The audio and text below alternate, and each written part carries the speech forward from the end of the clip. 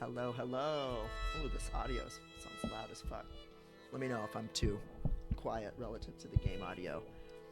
Hello, Bon Melon. Hello, Photo. How's it going? Happy long holiday weekend to many of my fellow Americans. Just got back from Ohio. My dog just farted on me. Oh, yeah, these cats' farts have been unreal. Let me tell you. Uh, that wet food. This cat smells so fucking bad because she's got this cone on full of food, water, and shit because she can't function with the cone on. So, real cool. I love her. But she's also more docile with the cone on. So, in some ways, we're thinking of keeping it on her because then she can't attack us. So, yes, we're back in Pentimento here. We might be in the end game today. We just might be. We'll see. I feel like these things always stretch out longer than I think they're going to take. They always have these games these days have such long ending acts. They really want to hit ya emotionally, but we are close. Do you buy the flavors of wet food? I bought steak and egg flavored wet food, and it did smell like steak and eggs. Ooh. I got from the mutual aid group that I work at. They got a big donation of wet cat food. Really cute packaging. Tiny Tiger, it's called. And I can turn down desktop audio a little bit because my mic is at max. It has like this cute little cat lifting weights, like a little weightlifter man, like a little strong man. And it's like really nice. Like it's not a nasty paste that like looks like refried beans and shit the way that most wet food does. And I love refried beans, but in the can they look sick and disgusting as fuck. No, the Tiny Tiger, it's just like little shredded bits of chicken. Like you can see the individual little clumps of chicken and like a kind of slightly mucusy gravy. The gravy is a little gross, but it's thicker. It's not that liquidy. It's more gelatinous. And the chicken pieces actually smell like seasoned and nice. Like it actually, like when she's just eaten just the wet food, it smells like she just ate a nice little seasoned piece of chicken, and she smells kind of good. But unfortunately, she's getting that shit stuck in her cone, in the folds of the cone, with her bickies and litter and water and shit turds. It's awful. I'm just wiping her down constantly. But tomorrow is 10 days post-op for her, so we might take it off, depending on how that scar is looking. Tomorrow we might take it off. So yeah, how's everybody's? If you had a holiday, if you had some days off work, how's that shaping up for everybody? What's the vibe? How's morale today? Good, I hope.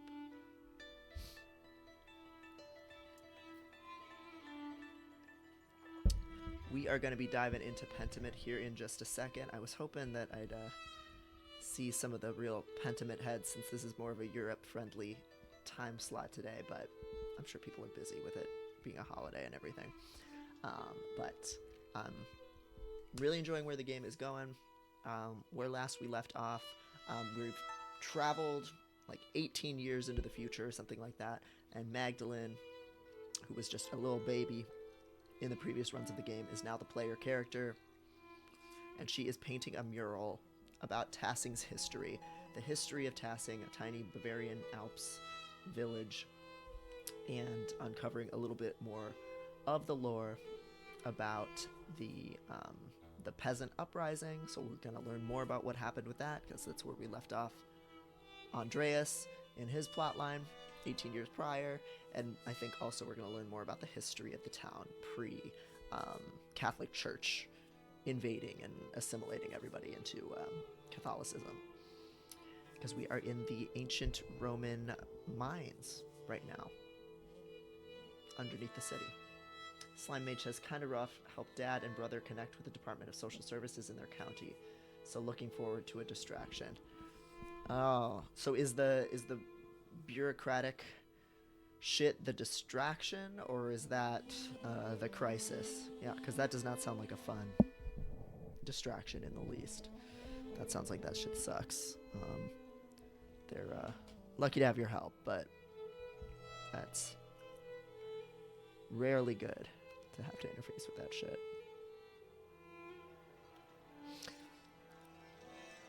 Oh, hello, Millennium Mees. I loved watching the VODs of the Pentiment streams. First played it about a year ago. It's such a wonderful game. Oh, this is the distraction. Well, I hope that it's pleasantly distracting.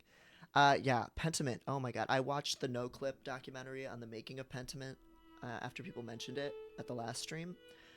Holy shit, the amount of attention that they put into the artwork. Like, photo, you might like this. The costume design or the historical costuming research influenced not just the design of the characters, but also the animation. Because you probably know this, but this was new to me.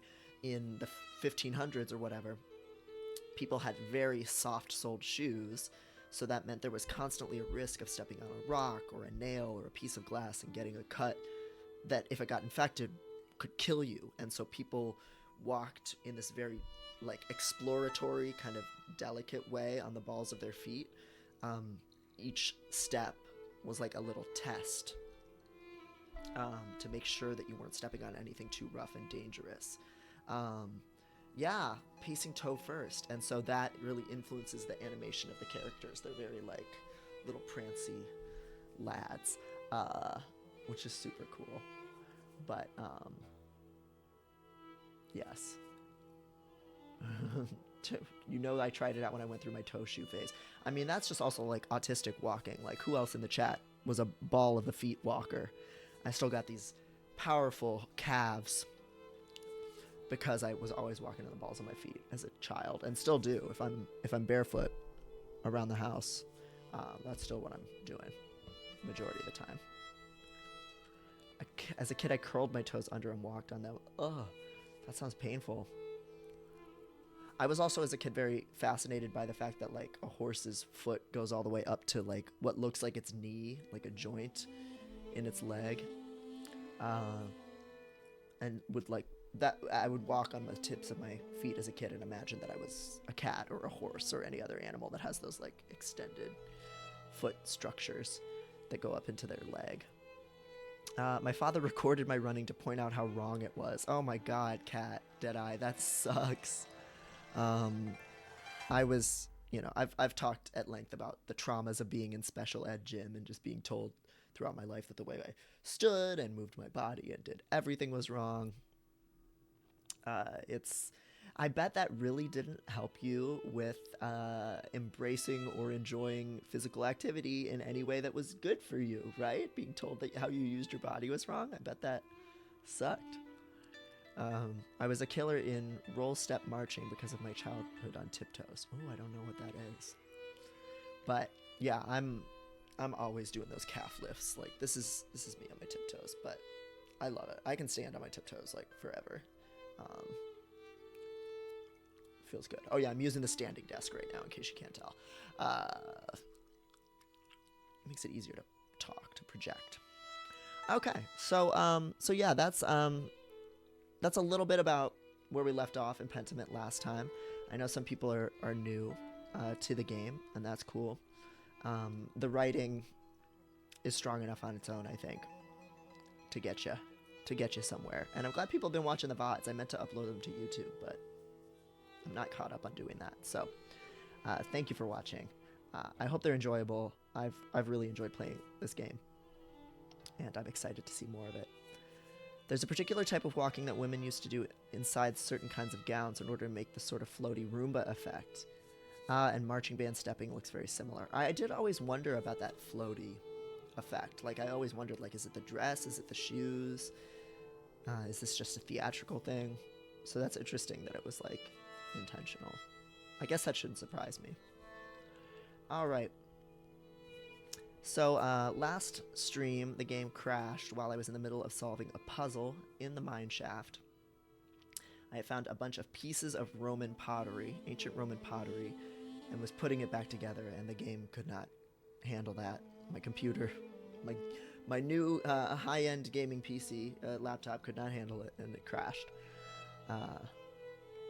So we'll see if that leaves us exactly right there, hopefully.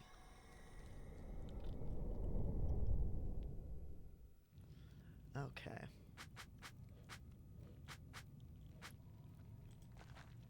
think I'm more or less where I was.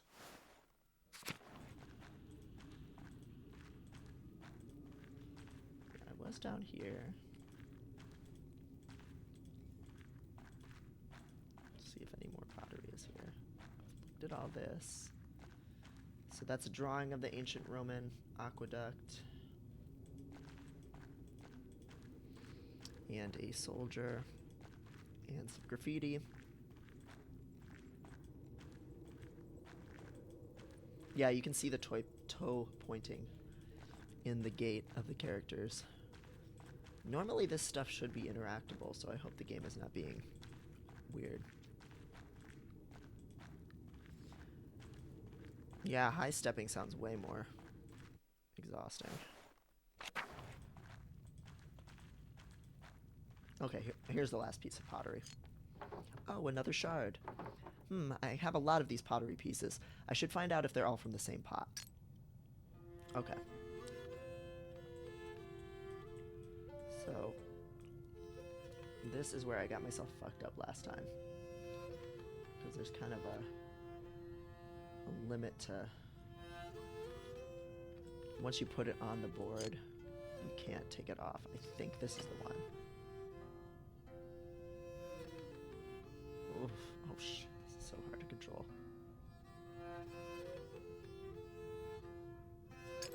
Okay. So now we need a half of a guy. Probably this guy.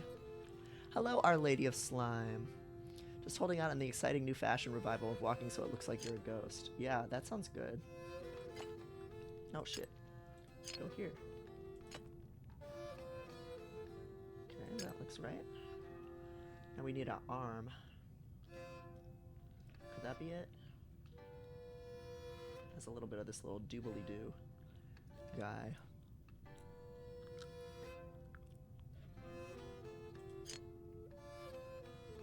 Does that look like that could fit? I'm not good with my visualization checks here. Oh, that just... is that right? I guess so. Looks a little weird, but seems to fit. May not stick around as I missed the earlier stuff and may go see VODs, but hi all for now. Oh yeah, I mean, I don't want to chase you away, but there's definitely some spoilers here because we're in a time skip.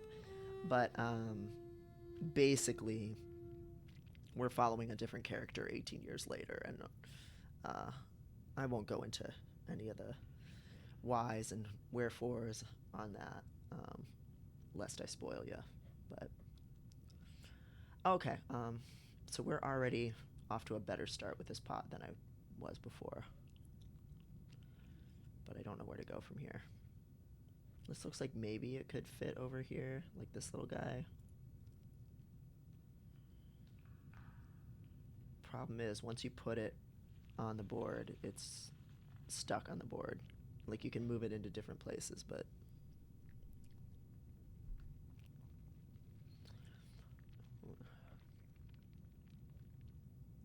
Twitch has informed me I've sent 1,600 plus chats in your channel. Wow. That's some kind of achievement. Some kind of achievement for sure. This looks like maybe it could fit over here. Yes, we're all in one piece for now. Thank you for stopping by. Wish you could stay, but also this game is so good that it is honestly worth digesting. Okay, that fits. Okay. Could this go here then? Yep, okay. Alright. Not so bad, not so bad. This could maybe go one of these two spots, I think. Ooh, rotating this is really awkward. doesn't look quite right, does it? Let's try over here. Oh, there we go. Oh. Boom. Okay, great. Okay. No, I'm trying to think who the biggest commenter would be. I mean, you're an active one, though, when you are around. Like, some people make every stream and don't talk, so you might be up there. I don't know if there's a leaderboard or what.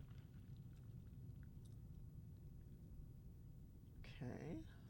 That definitely fits there. This is the top half of their head. This is good shit. That's probably here. Okay, and that goes there. This is fun. Last time it was at the end of my stream I was working on this, so I was tired and I like couldn't do it. Okay, that's probably his little knife right there. Tough Toots, thank you for subscribing. Oh, you got your piss back. That's good. A leaderboard sounds perfect for actively, perfectly healthy parasocial competition. Yes, someone being like, I'm, you know, your best fan, your best friend. Yeah, cool toxic stuff. Oh, fuck, now I need to put this somewhere. Okay, boom. That's part of the hair.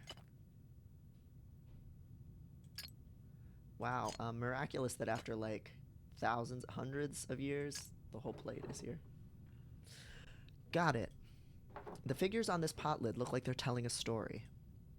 These paintings must depict an early myth, even before the Romans. Let's see. This must be Perchta, and those must be forest spirits. Part of the Wild Hunt? Perchta, pagan goddess of the Alps, associated with animals and spinning wool. She is still invoked by some Christians in Austria, Switzerland, Bavaria, and Swabia. Lysander, hello! Oh, I'm so glad you're here. I'm wondering if this is going to be the final stream of this game. I'm betting this will be the penultimate Pentiment. But we'll see. The Wild Hunt. In Germanic folklore, the Wild Hunt is a supernatural cavalcade of spirits and fiends which may cause destruction or portend war and other catastrophe if not adequately appeased. The Wild Hunt is often led by a legendary figure such as Perchta or the devil. Okay. Yeah, so it's kind of a not exactly a Halloween, but a like opening up of the chasm and the evil spirits or the wild spirits come out. That's fun. Does she have little horns? Yeah, I think so. It looks like this depiction of Perchta has horns. Oh god. The next part looks like a human sacrifice. Someone, maybe a chieftain, is sacrificing a man to Perchta. The bottom half of the lid continues the story. These look like spirits. They must be coming in to feast on the sacrifice. That must be how our ancestors tried to keep Tassing safe. They offered sacrifices to Perchta.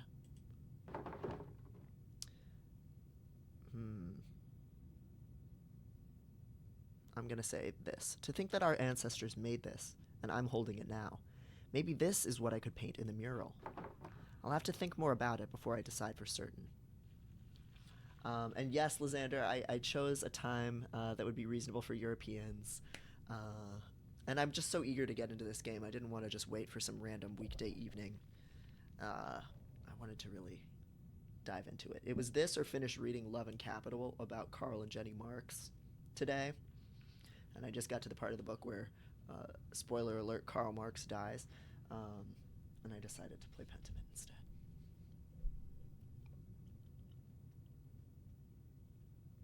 The Wild Hunt. Damn, humans have always been freaky about prey-predator kink dynamics, huh?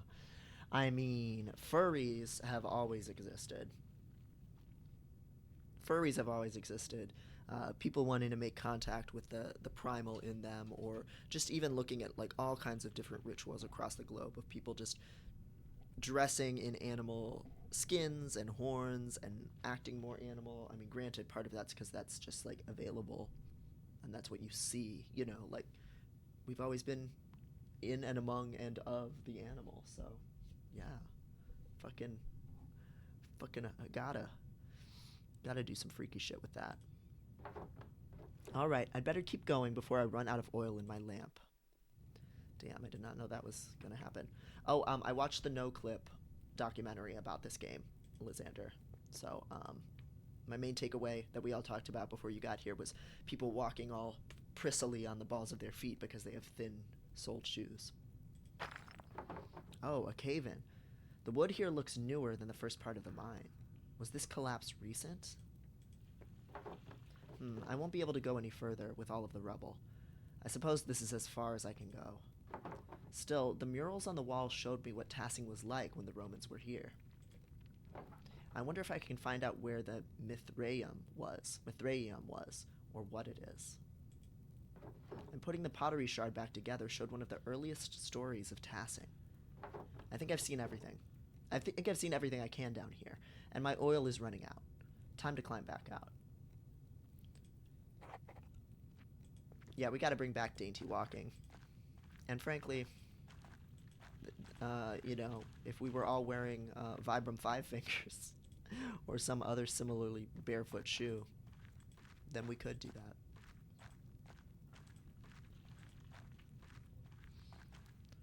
All right.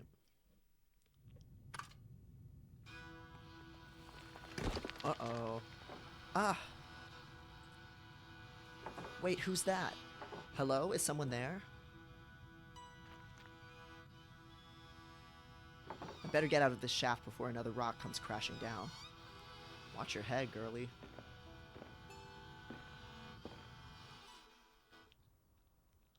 I tried putting on some Vibram 5 fingers and it was so uncomfortable. And I have very, like, you know, spreadable toes compared to a lot of people. And even I was like, no, this is not right. Who was that?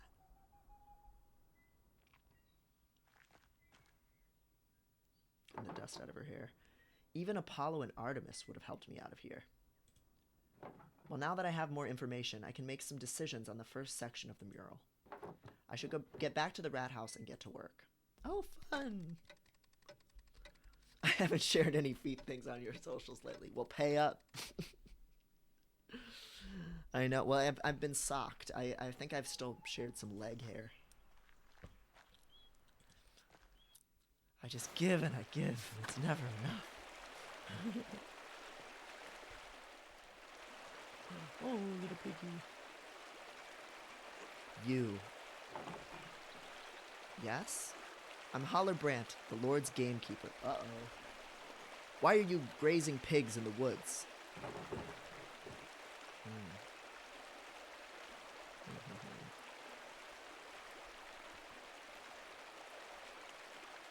Was that you watching me a few minutes ago? That rock almost hit me. Watching you? No. Rock? I don't know what you're talking about. Now answer me. That's not my pig. I've been walking around this forest for hours. Other than that charcoal burner and the tinker, you're the only other person I've seen. If the pig doesn't belong to you, what are you doing here?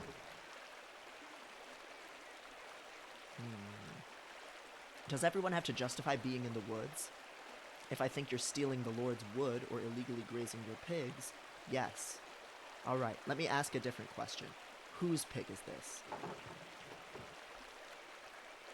I don't know. The pig was in the woods when I came in here. Ah, a mysterious lost pig. Who apparently belongs to no one. So now whoa! Oh no! If I find any more pigs in these woods, I'll kill them on the spot. And those who brought them here. Do you understand?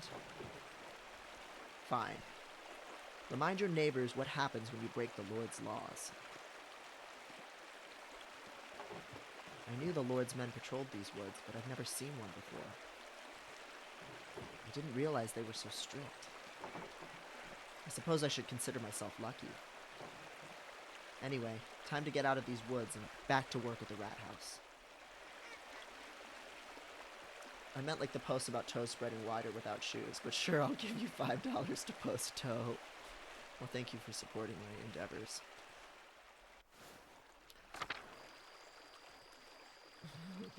Yeah, feudalism, lordship, alpha. Hey, Magdalene.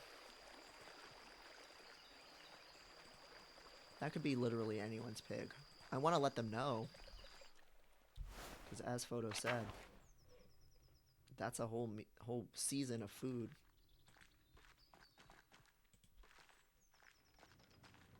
God bless you, Magdalene. One pig per person for preserving. Oh, wow. Really, one pig per person. That's a lot of pigs that you need then. Hey, Magdalene. Head up into North Town. Into the Wrath House.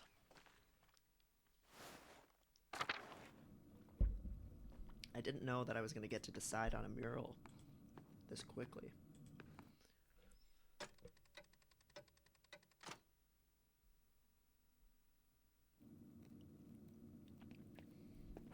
Hey, Mags. How's the mural coming along? Magdalene. Can't you let it go? Mags is so much easier. No, Otto Zimmerman, I can't. Ugh, don't call me. Fine. Anyway, Magdalene, how's the mural going? It doesn't look like much yet.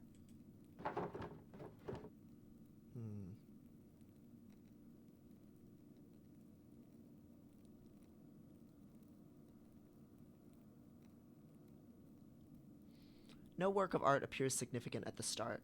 You think Michelangelo was born a great sculptor? I suppose not. So, Magdalangelo, what are you doing? I only just finished priming the wall. Now I have to decide what to depict. It's hard to piece together the history of Tassing when it happened so long ago.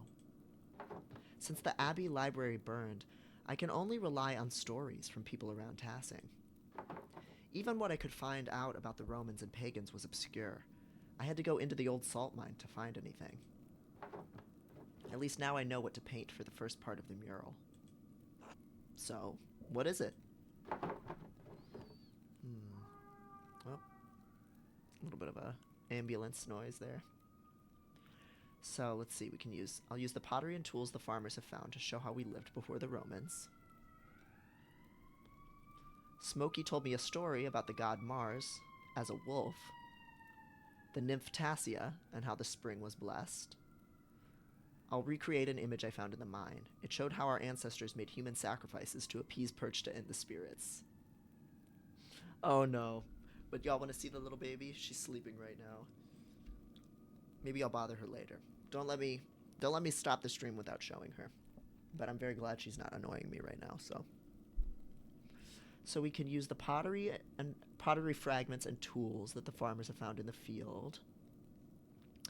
That sounds a little boring to me. I don't think we know enough about it.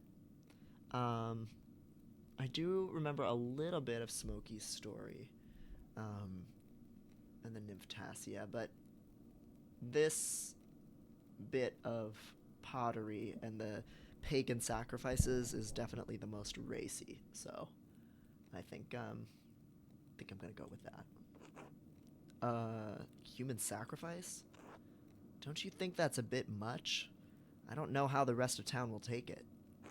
Especially Father Thomas. So what made you choose this story anyway?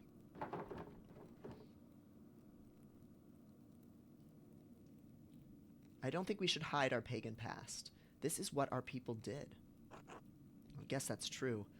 Still, I think it will shock some people. This is getting into some great stuff about even what history we have to draw from now was so politicized.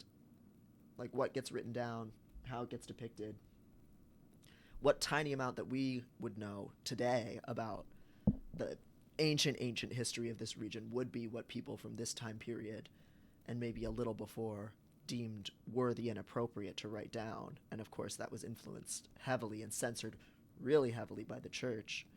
So everything's just this game of not just telephone, but like politicized telephone. Especially Father Thomas. Thanks for explaining it. Of course, I want you all to understand why I'm making these choices. Well, now that I've figured this portion of the mural out, I'd better start thinking about the next section. Yeah, and it was written by people who could write and read, usually rich people and the church. Right? Absolutely. The history is written by the victors thing is like a major oversimplification, but it's definitely written by the people with the means to write and the resources, the materials, and generally an audience that they were writing for. I'll leave you to it, Mags. Magdalene. Good night, Otts. Good night, Magdalene.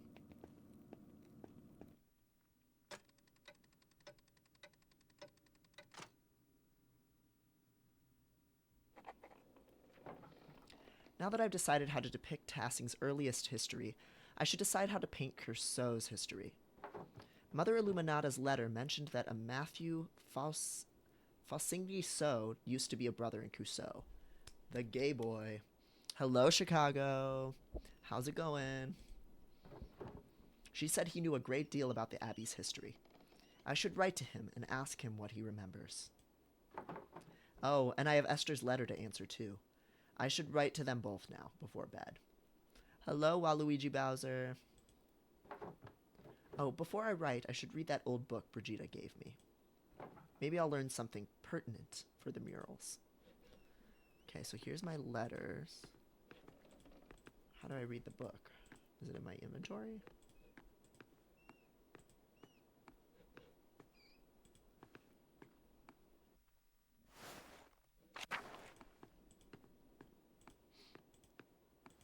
Waluigi, that copy pasta that you posted in the Discord totally got me at first too. I was like, what are they doing? Why are they complaining about their Christmas presents? And then I was like, oh, wow, I can't believe somebody originally posted that.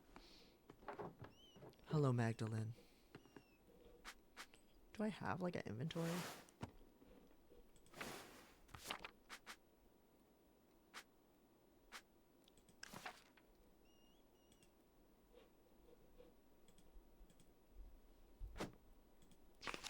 I don't know how to read that book.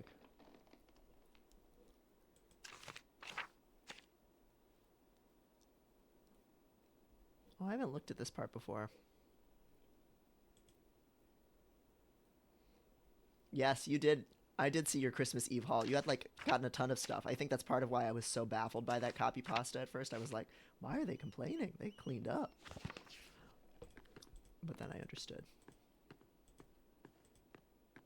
Do I have to go to Brigitta's to read the book? I feel so stupid right now.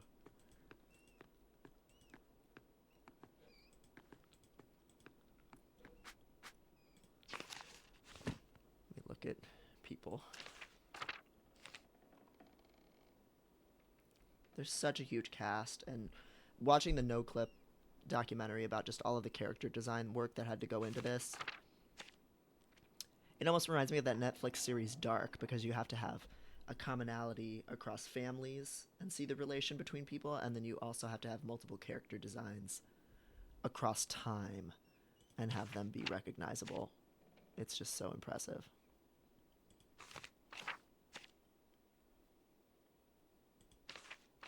And they nailed it. Like, for the most part, you're really not too confused with who people are. Oh, Brigitta, the lesbian. And then you have to include a hot Italian. Always. I got Mario and Luigi Brothership along with Mario vs. Donkey Kong. I'm playing Mario vs. Donkey Kong right now. Cool. How is Mario and Luigi Brothership? I don't know what that's like. Oh yeah, so Brigitta is yeah, she's the lesbian married to Martin. I guess I'll go over to her because I don't see this book on my person.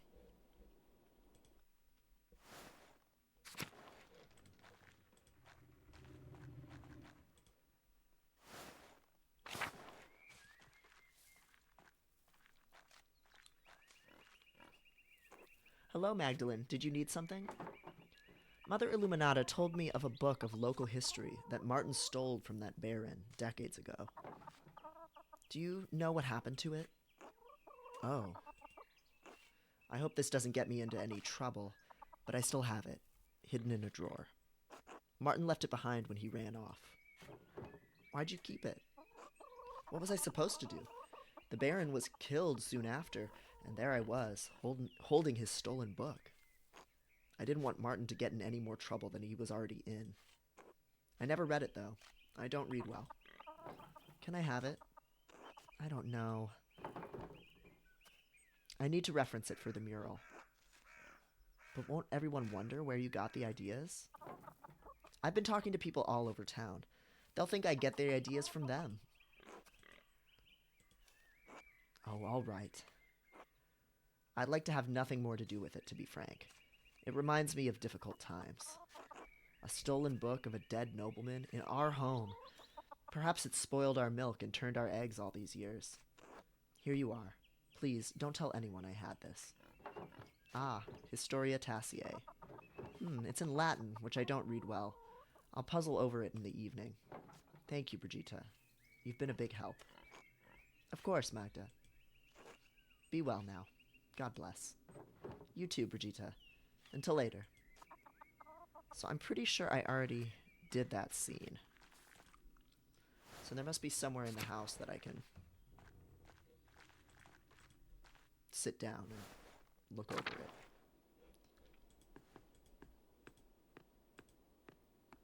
Maybe I have to do the letters first.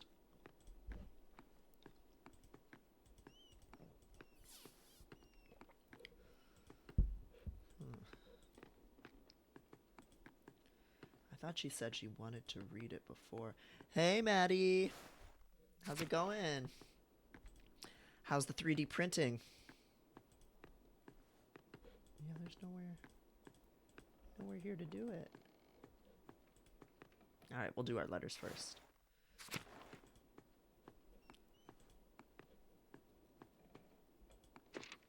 Alright, where to begin? Right, the old book. It was the Baron's before Martin stole it. I can't make much out of it. The Latin is much harder than I'm used to. The book isn't in great shape either, since it's been sitting in a farmer's house for so long. Let's see. Oh, here's a section about the various dedications erected in the town. That might be easier to read. Erigo simulacrum in agre ut Mars nostrum operam conspiciat. This one seems like a dedication to Mars to bless a field. Sedent Diana loco scatteringenosis ipsa. This one talks about Diana wetting herself? Bathing in a spring, maybe? Oremus ut defendat oppidum. Oh, this one isn't as hard. Let us pray so that he, or she really, may defend the town. None of this really makes any sense. Maybe someone with better Latin than me could help read it. The book is so big, though. It would be a lot of work. I could ask Sister Gertrude or Baltus for help. The inventor, and then our favorite little chubby nun. I love her so much. She's so cute. Werner, too. He's much better at Latin than anyone else in town. But he's a fucking cock. He's a dick. Maybe even Father Thomas, even though Dad warned me not to bother him with secular books. Chances are slim they could help, but it might be worth asking about. I should finish writing my letters first. Mother Illuminata told me that Matthew knew some of the Abbey's early history. He's the Archdeacon of Sion now. I should write to him before the snows come. I'll write to Esther, too.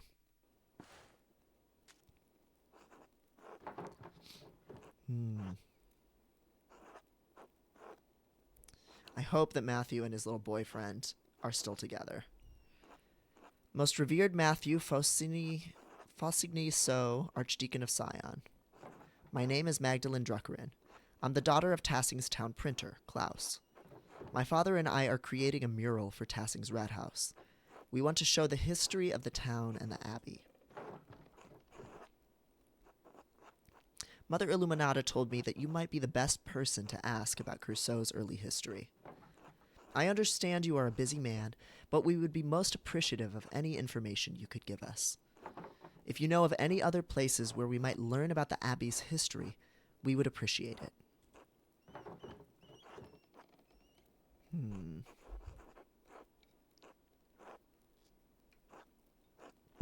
Yeah, we'll lay it on thick. I know it may be small comfort, but there are many in Tassing who regret what happened during the revolt. Sister Gertrude is still here, with the poor Clares, and she speaks fondly of the old abbey. Thank you for your help. Magdalene. I don't know how mail worked at this time, no. Esther. Please forgive me for not writing sooner. So much has happened since I last wrote. Even as my last letter was en route to you, my dad was attacked in the workshop, in the middle of the night. He survived, thank God, but his injuries are terrible. I worry about him. He's so dizzy he can't get out of bed. Some days his eyes become foggy and his memory fails him. Dr. Stoltz said that he's not going to recover, that it's only a matter of time before he succumbs to the injury. Of course, our good doctor is incompetent and a known drunkard, so he's been of little additional help. I can only pray that between resting and my ministrations, Dad can at least be comfortable. I have no idea who could have wanted to attack my father, or why. I found a note by him, too. All it said was, "Stop." It wasn't from the shop, because the script was written in the most elaborate hand I've ever seen. No one in Tassing has such skill in script, as far as I know. And anyway, I don't have the time to wonder about it. I've had my hands full running the workshop alone while tending to Dad. What's more, the town council intended to cancel the mural entirely. I had a hell of a time convincing them to let me paint it instead. They made a fuss about my being too young, not experienced enough, not strong enough to be on the scaffold. You know how it is. I can't wait to leave this place. Maybe it's the coming of winter, but Tassing feels more and more cramped. I've had enough of everyone asking me about the mural and doubting my skill. Working on the mural has been a welcome distraction from the naysayers and my chores, and worrying about Dad. Otz has been coming over under the pretense of helping me prepare my paints, too. I wish he'd stop. He's not subtle and his flirting is annoying. I'd like to have the whole mural finished by Christmas, if I can. I just want to finish it in time for Dad to see it. It would mean so much to him. If Dr. Stoltz is right, I don't know how long I'll have. I hope you're faring better than we are here. All my love, Magda.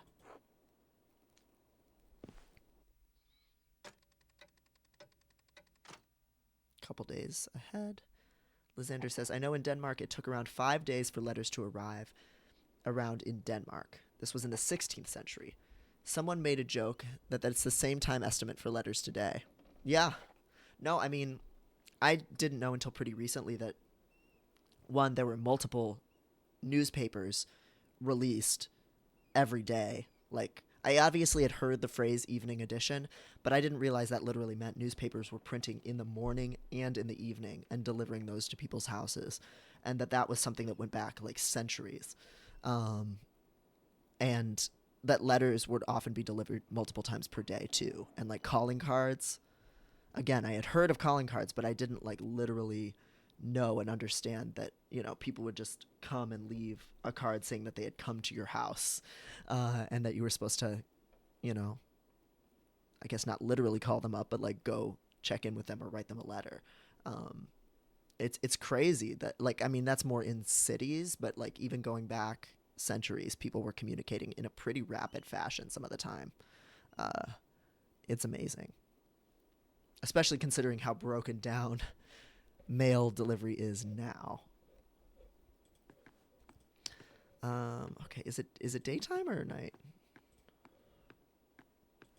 Let's find out. Okay, it's night. So I probably can't talk to Baltus right now.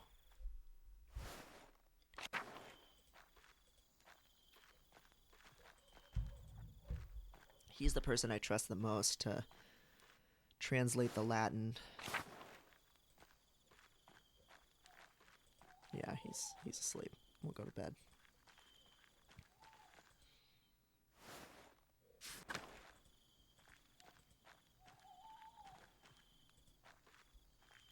Yes, I've read some letters from the 19th century where people were like, I'll see you later this evening. And I've been like, what? Postman was working overtime. Hello, Solarsa. Welcome.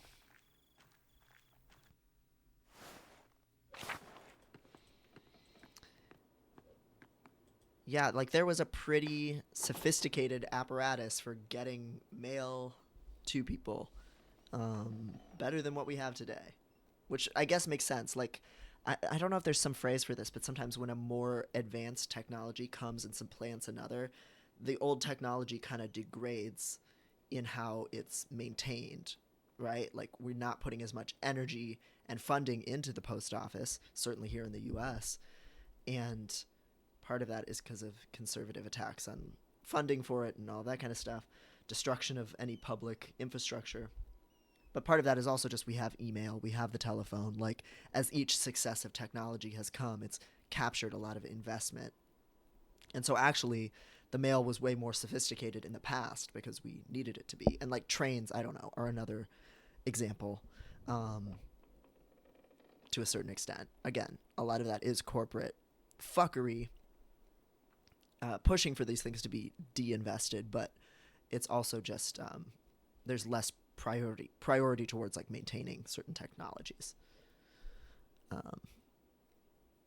because there's something that's supposedly shinier and newer and better, but that kind of obscures how well we actually did have it figured out and how much labor humans were putting into making these things happen and how actually competent people were at making them happen.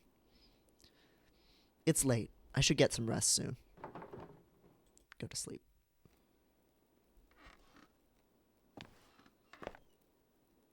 Really good sound design, too. I don't know if y'all can hear the shoes hitting the floor and stuff.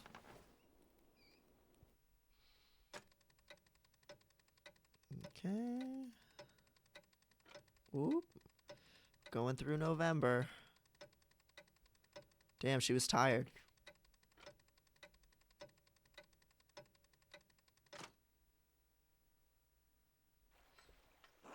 Mistress Druckerin, a few more letters for you.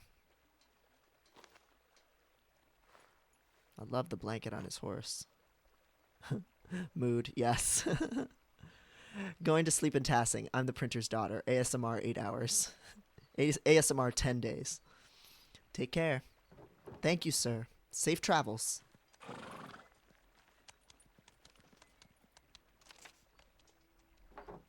The first letter is from Reverend Matthew. Oh, I love him so much. Oh, his boyfriend's still there. Oh my god, I'm so happy. Oh my god. Oh, love wins. Love fucking wins, man. Oh, there he is. Oh, I'm so glad he managed to pull that shit out. I thought they were gonna break my heart and say he died or that they were sent to completely different abbeys somewhere. Oh. This is huge for the gay community. And look at his little coat. He is tricked out. He has moved up in the world. He's got furs on. A nice room with painted walls and fine pottery. Oh. He's dripped out. He's so cute. I love him. Look at his tiny little feet and his little small hands. He's so small. Oh. All right. Mistress Druckerin, I was not acquainted with your family during my years at Crusoe. Even so, I remember your father was one of the townsfolk who prevented the peasantry from burning us alive. I am not overly inclined to assist the people of Tassing in their endeavors to catalog the origins of the abbey they destroyed. However, it was a long time ago. In the interest of posterity and Christian charity, I will tell you what I recall. Some time after the Romans left, Christians settled in the region and built Crusoe Abbey on the ruins of a fortress. The abbey was founded by a noblewoman of the Crusoe family. She was both its patron and its first abbess. perhaps 2 centuries ago, Curceau changed to being run by an abbot. I do not know the reason, but many other double monasteries did likewise around the same time. It may have been done out of fear of being shut down, as double monasteries were frowned upon by the Pope. Sadly, that is the extent of my knowledge. Your neighbors put any other records about the abbey to the torch. See Arcite Historia Cursis. Thus burned the history of Curceau. While we cannot change the past, I have heard that the Sisters of the Poor Clares have formed a new chapter at the abbey. I can only hope that their love of apostolic poverty has not driven them to impoverish the shrine of St. Moritz. Apostolic poverty, Christian doctrine that calls for followers to live without owning personal property or accumulating money. While it was condemned by the Catholic Church as heretical, its defenders claim their practices are based on the lives of Christ and the apostles as described in Scripture. Yeah, the Catholic Church was like, no, you gotta get that money. You can't just be poor. What are you doing? Look at these kitties touching legs. That's so fucking cute. And look at this fucked up, hideous Snoopy dog. It's so good. So a double monastery, I'm assuming, has an abbot and an abbess. So it has nuns and monks, and that was frowned upon because they could, like, fraternize, right? Do I have that right? That's why it's considered a problem to have both together. Fat kitty and skinny kitty wrapped around are very cute, yes. Assuming they have not consigned the contents of Curceau's former occupants to a bonfire, you may find something there. It is hard to be overjoyed at the news of your neighbor's late regrets. Many of the injuries inflicted 18 years ago will never heal. Did you see his face? He was pissed. Regret cannot undo what has been done, but we can all find redemption through Christ. We must pray for love and reconciliation in the days ahead. In the end, that is all that matters. Winter comes swiftly. Huguenots and Lutherans plague my homeland. Huguenots. Huguenots, I think it is. A group of French Calvinists known for their vocal and sometimes violent opposition to the Catholic Church. Lutherans, the most prominent of the Protestant branches, after Martin Luther, Lutherans were banned from propagating their ideas in the Holy Roman Empire and suffered severe persecution for their beliefs. Thank the Lord you still live in a land ruled by the one true church. I hope this has been of some help to you and yours. May God keep and protect you. The most reverend Matthew of Faucigny, So, Archdeacon of Sion.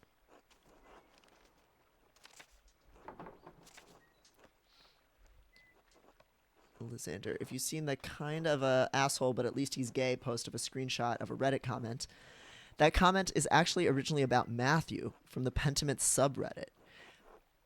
I mean, normally I would not like a stick in the mud rule follower like Matthew, but he is fucking, and he was fucking in the library, and he's short, and compared to Brother Guy and half those other bitches, he's way better. Like, Father Gourneau can suck balls. Brother Guy, rest in piss, bozo. Like, we're glad you're dead.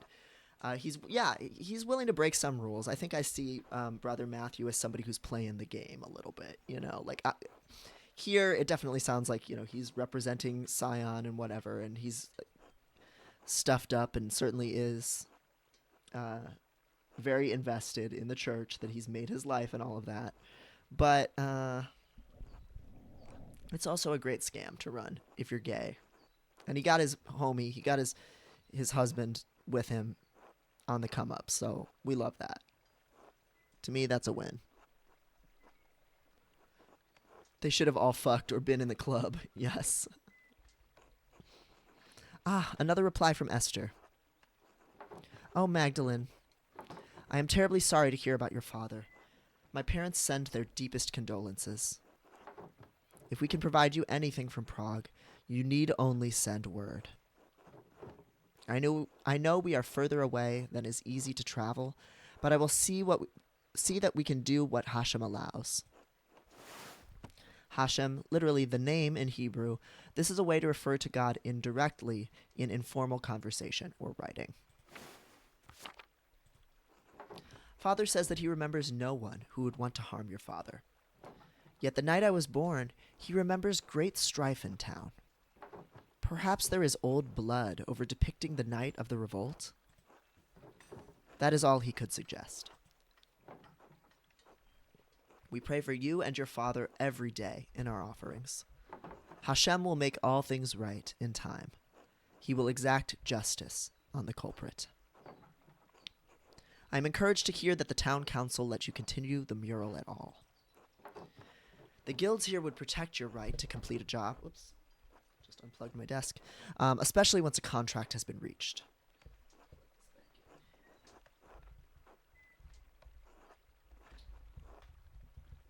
In case I need to bring this laptop out of sport mode.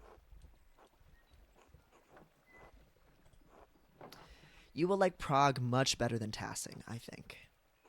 Truly, I cannot wait for you to visit. But I am glad that you have found some joy in your work on the mural in the meantime. We are all well here. Elisha has been carving a new set of wood cuttings, and Father has agreed to a new contract with the university. I found Simon. His family didn't move far away after all. He's planning on working as a doctor in the city once the expulsion order ends. His parents have been meeting with Mother and Father quite often now, so I hope that I will be sending good news in my next letter. With Hashem's help. Please, inform us of your father's condition in your next letter. Be well. Esther.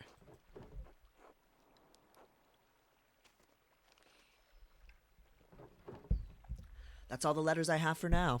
I should head home and check on Dad.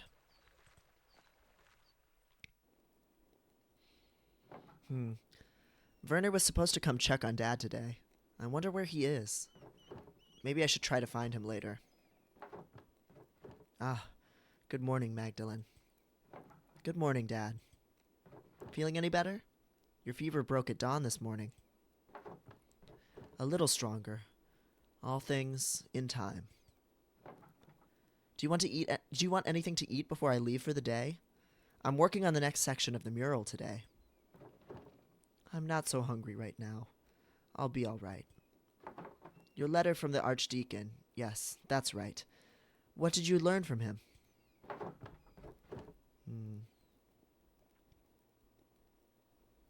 Well, I'm pretty sure he still hates everyone in Tassing. He did say the abbey was founded by a noblewoman after the Romans left. Everything else was burned in the fire. How unfortunate. I know the brothers kept careful records of the monastery. So much lost in one night. The archdeacon did suggest the poor Clares might have held on to some of the records from the convent. I should be able to learn more about Tassing's Christian history there. An excellent place to start, Magdalene. Sister Gertrude doesn't come out of the convent much, but I think it's worth asking her. Maybe Father Thomas knows something too. I should talk to him. If I recall correctly, the miller's wife has a long family history in Tassing. She may know something of the local history that the others have forgotten. Elsie? I thought she moved here when she married. She doesn't have any relatives in town. Not anymore. Age, illness, and marriage took the rest of her family. But the Caviezel's used to live all up and down this valley. Go talk to her, I will. Thanks, Dad. Maybe something remained in the Abbey's ruins. I should definitely see what's left. Magdalene, you be careful. Those ruins are dangerous. I won't go far into them, Dad. Just to take a look. All right. Wear a scarf, too. It's getting cold out now. I can feel it in my old bones. Don't worry, Dad. I'll see you tonight, all right? All right. Good luck. Okay, we have several things on our agenda. We gotta go talk to Baltus, we gotta go talk to Werner, then we gotta go talk to Elsie at the mill, and then we got a whole bunch of stuff to do up at the Abbey. In that order.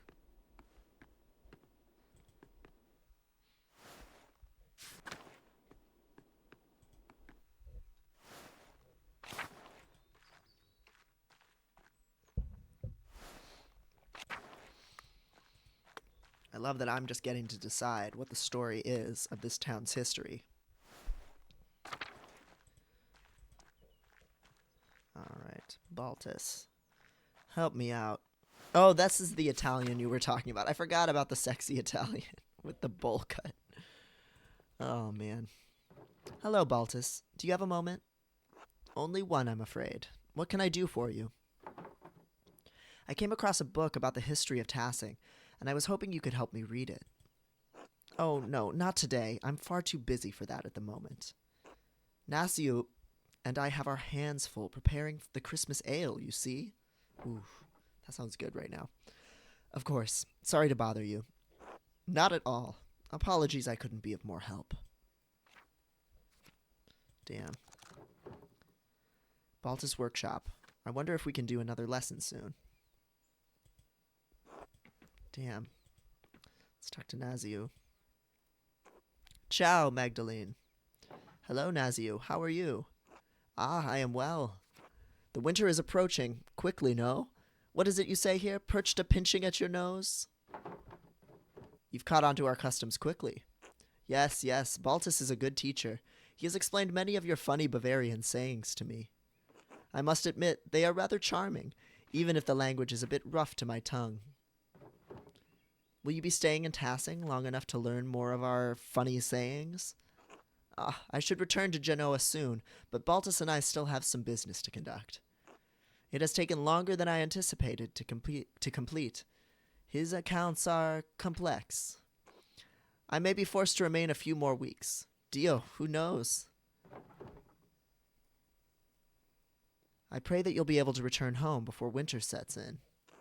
Thank you, Magdalene. I only wish to return to Genoa before any heavy snowfall. Otherwise, my journey will take twice as long. I'll let you get back to work then. Grazie, Magdalene. Until later.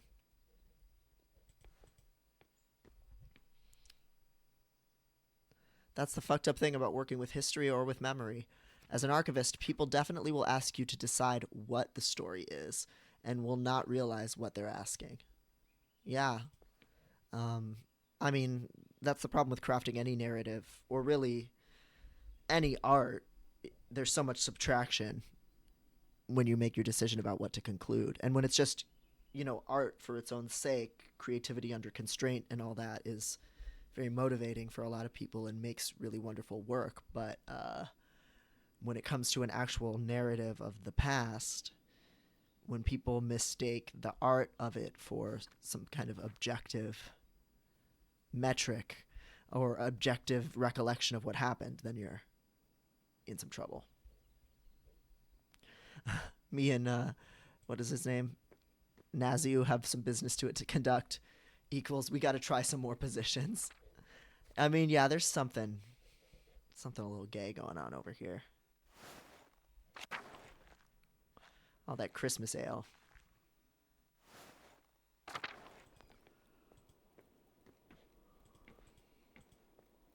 Where is he? Where is Dr. Stoltz? Maybe he's in the rat house. Oh, we don't get to see my mural yet. Nope, he's not here.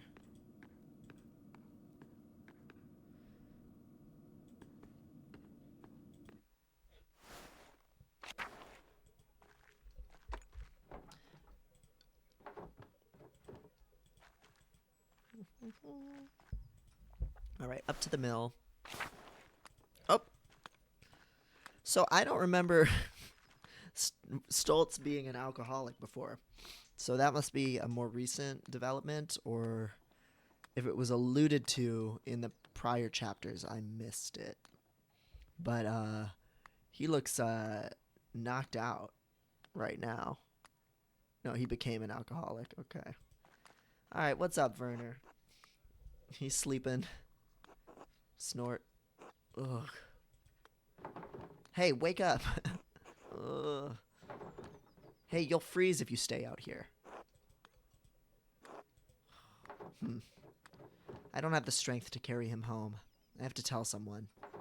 Maybe Baltus. They're still on friendly terms. Nazio could help. Or Big Jorg. He's strong. He can do it.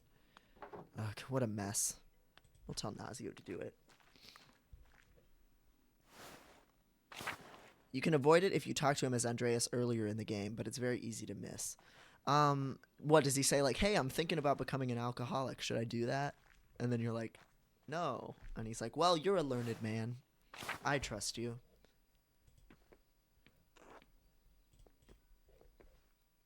Ah, hello, Magdalene. What can I do for you? We did not have a lesson planned for today, did we? No, Baltus. This is about a different matter. I found Dr. Stoltz passed out drunk in the commons, sleeping in a ditch. Ah, I see. This is becoming an increasing problem, isn't it? I shall fetch Nazio, and we will carry him home safely. Thank you for letting me know, Magdalene.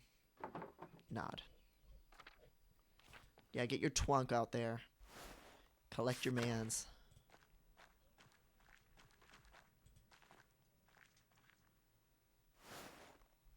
Yeah, Stoltz sucks ass. Hey, Magdalene. Come to admire a well-chiseled craftsman at his best? Oh? Where? I can't see one. Ouch. I suppose I stepped into that one. Have you come to see the repairs I've been doing, then? To tell the truth, it's not going as well as I'd hoped. What seems to be the issue?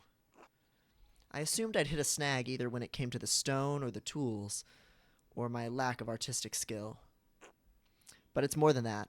It's like in my head. I can't see the right way. Besides, my dad wants me to help out on the farm more. I want to be there, but Grandpa taught me everything about the craft. He really wanted me to succeed, and I do enjoy the work. So his grandpa's lucky, right? It's as if I can talk to the stone, you know? Not literally, but I can see how lines of tension flow throughout the rock. I understand how to form one thing from the other, how to create, make something that lasts. Grandma even offered to sponsor an apprenticeship under a master stonemason. Dad will support me either way, but I still feel like I'm pulled in both directions at once, you know? Oh, shoot. I meant to do the little thought bubble. When you say it, it sounds like the most reasonable way, doesn't it? But I still can't get away from the doubts. No one can fully escape their doubts, but don't let that stop you. God, I wish I had your confidence and fortitude. Did you learn all that from Klaus? Christ, this is hard. I don't know what to do. I think you should take the apprenticeship. It's better than staying in Tassing, right? I don't know. I like it here, and I have enough experience from Grandpa to keep going. Besides, if I'm gone, there'll be no one to look after the townstone. The church's foundation is in serious condition, and who's to say there won't be another flood come spring? No, I think I should stay. I'll have to tell Grandma I've made up my mind soon. Well, thanks for listening to me, Magdalene. No problem. I gotta get back to work. I'm still reinforcing the walls of the church. To be honest, I'd like to reuse stones from the ruins of the abbey, but Father Thomas forbids it, says it's unseemly. It's just quality stone going to waste. I don't get it. He's being meek, as he always is. I don't understand Father Thomas sometimes. All right, stay well. Until later, Magdalene. Until then, Kraft. Lysander says, Andreas is basically like, hey, you're not that bad. And Stoltz is like, okay, weird. But that pep talk apparently makes him not become an alcoholic. Oh, so he knows everybody hates him and that he's kind of a dick. And he needed someone who was also a dick to be like, I like you. Oh my god. Paul and his little artistic child. Oh. Good morning, Magdalene. How's the mural coming along? I'm making good progress. I've started working on the history of the saints today. Good, good. Tassing is a pilgrimage town, after all. What sort of mural are you creating, Magdalene? I believe Klaus was planning on a fresco.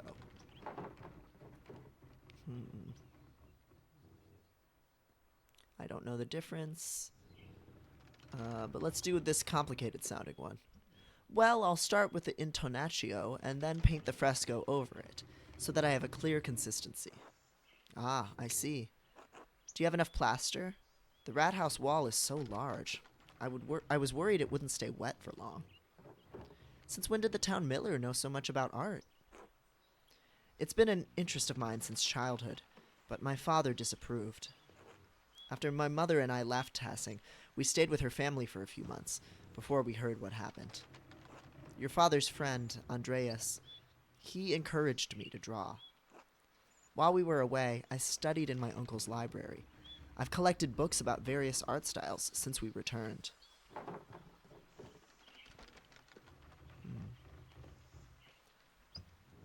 I can't imagine what I would have done if Dad didn't let me learn how to print and paint. Oh, it didn't stop me. I just became better and better at hiding my art. That's why Anna and I have decided that whatever Andreas and Ulrich show interest in, we'll support. That's his wife and their little scamps. It may not be something that they can make a life from, but I'd rather nurture that interest. Well, anyway, I'm glad the mural is going well. Forgive my sudden questioning about it. I've been so busy preparing for the council's next meeting, I haven't had as much time with Anna as usual. She says I can get a bit frantic when I'm overwhelmed. Is the council working on something new? We're considering yearly maintenance checks on every house in Tassing. The idea's had quite a bit more pushback than we'd anticipated. I can just be an asshole for no reason.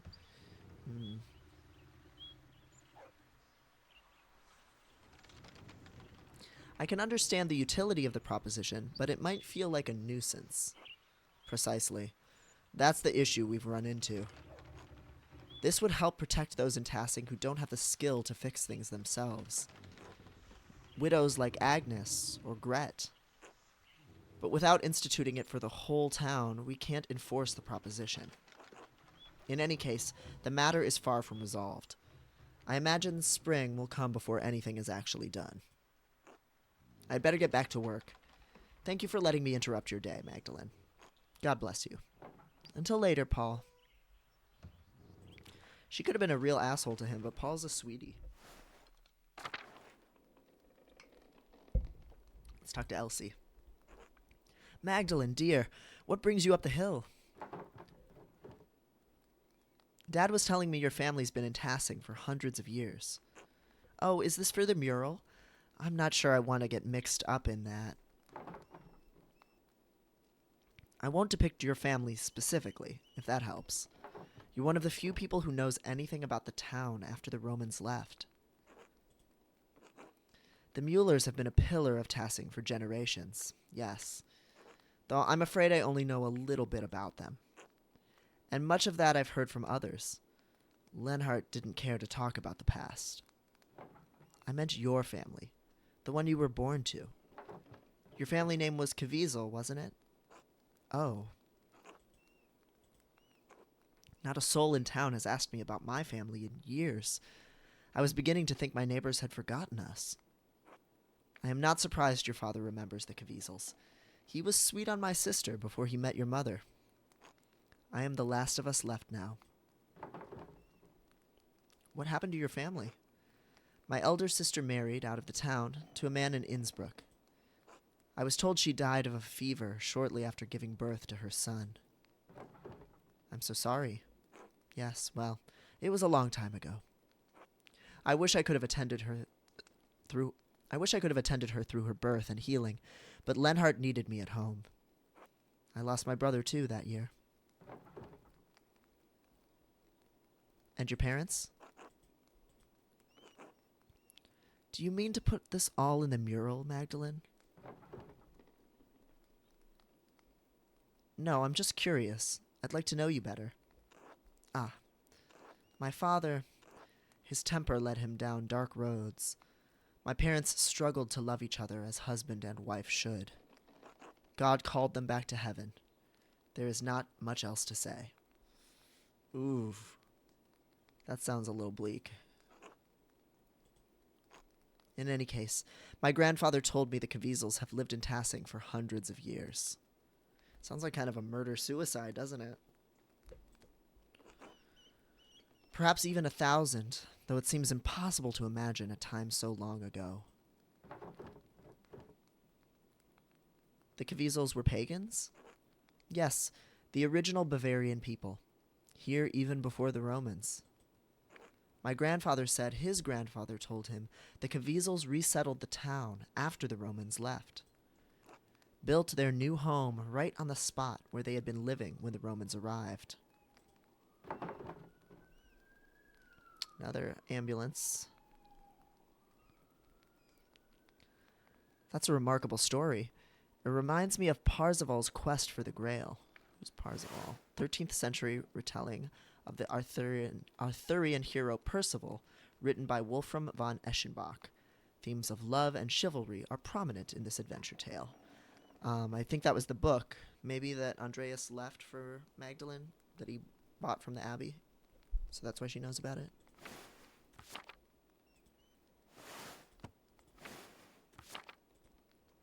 He is driven from the court of King Arthur and wanders the countryside, honorless. He meets a holy man who brings him to God, and through regaining his honor, Parzival completes his journey to the Grail. What a lovely idea. When I think of the ancient Caviezel's driven from their land, only to find it again and become Christians, they feel nearer to me. Do you understand? I think so. It's like when my dad tells me stories about courting my mom. I don't remember her face, but when he tells me about her smile, I can almost recall it. Yes, it doesn't matter whether you really remember. When I sing my sister's favorite songs to Ulrich, I may not know all the words anymore, but that's all right. Just as I may not know exactly how the Caviezel's resettled Tassing. What matters is that I feel close to her, and them, even though they are so far from me now. See, this is a different take on art and recording history and stories, isn't it? Because so much up to this point has been about trying to uncover the truth. And she's kind of agnostic or ignostic about the truth, saying that really how wrong or right it is doesn't exactly matter, because it's about feeling close and preserving what you can, or what allows you to feel close. That is what stories are for, Magda. Here we go, another theme. A theme has been dropped on us. Writers on writing, artists on art. This game is so good. Now go on. You've got a mural to complete. Thank you, Elsie. You've given me much to consider. God bless you, Magdalene, dear. God bless you, Magdalene. Hello, Anna. How are you? Oh, keeping busy. There is always plenty to do around the house. How is the mural coming? Paul mentioned your progress is quite impressive. I'm making steady progress. I think I'll be finished just before the new year. Oh, how wonderful. I'll have to bring Andreas and Ulrich by sometime to see your progress.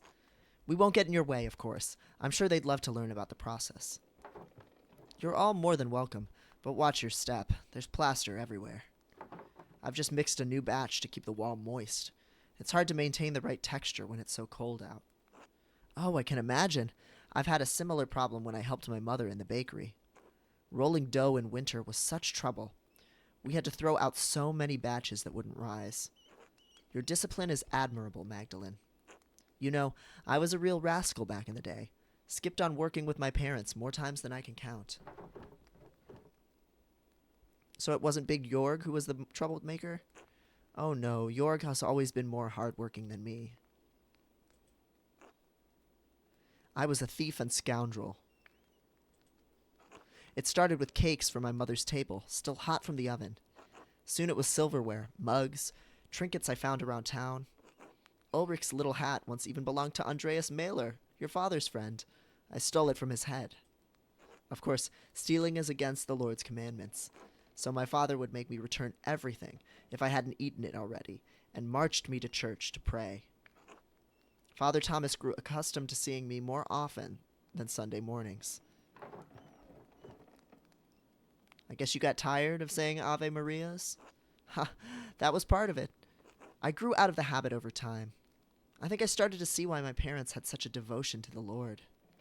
Stealing was my way of acting out. But when the troubles started in town, I realized that my thieving wasn't doing any good. I decided I'd rather honor my father and mother, as God commands. It gives me grace with Andreas and Ulrich on the hard days, and with the rest of the town, too.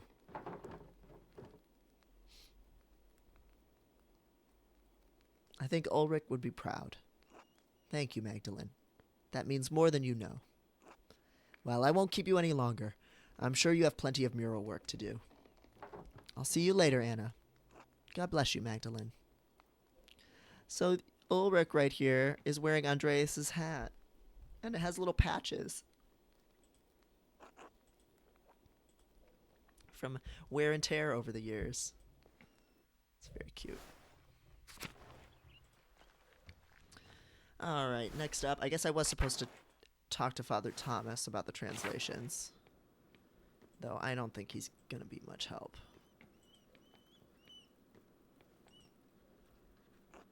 He's always been kind of useless. God bless you, Magdalene. And God bless you, Father Thomas. Do you have a moment? Of course. What can I help you with? I wanted to ask you about Tassing's saints. I'd like to represent them in the rat house. I'm thrilled to hear it. The saints will make a wonderful centerpiece for the murals.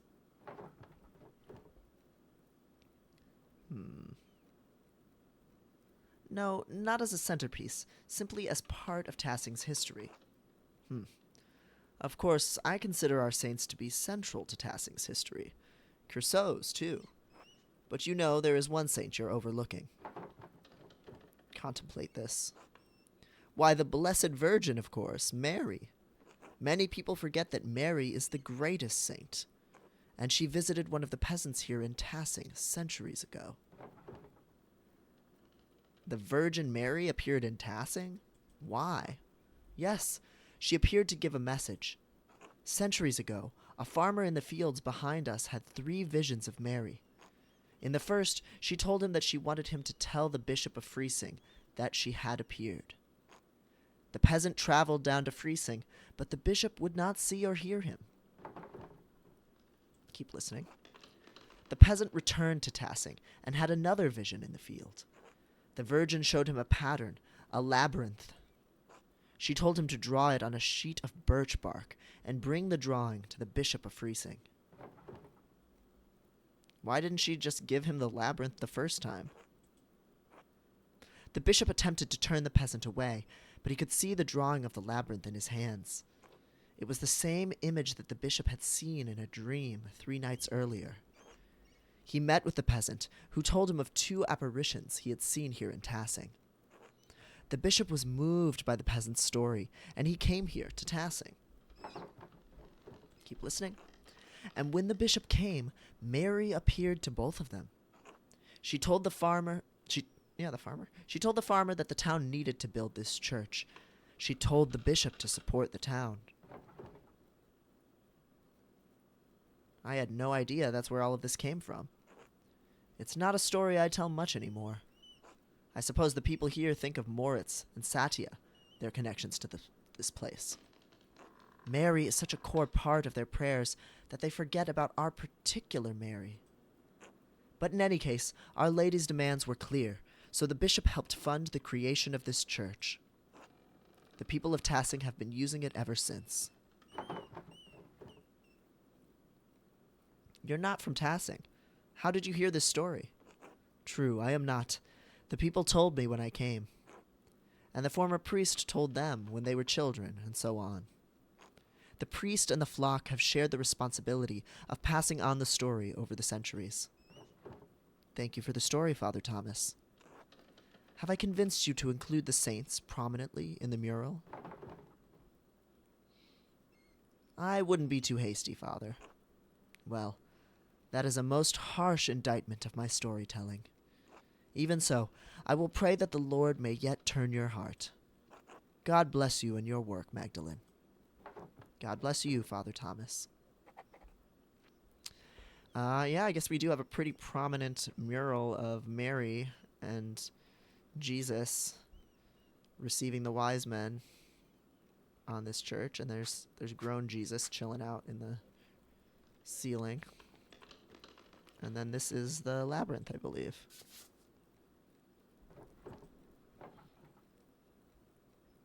She's really decked out here.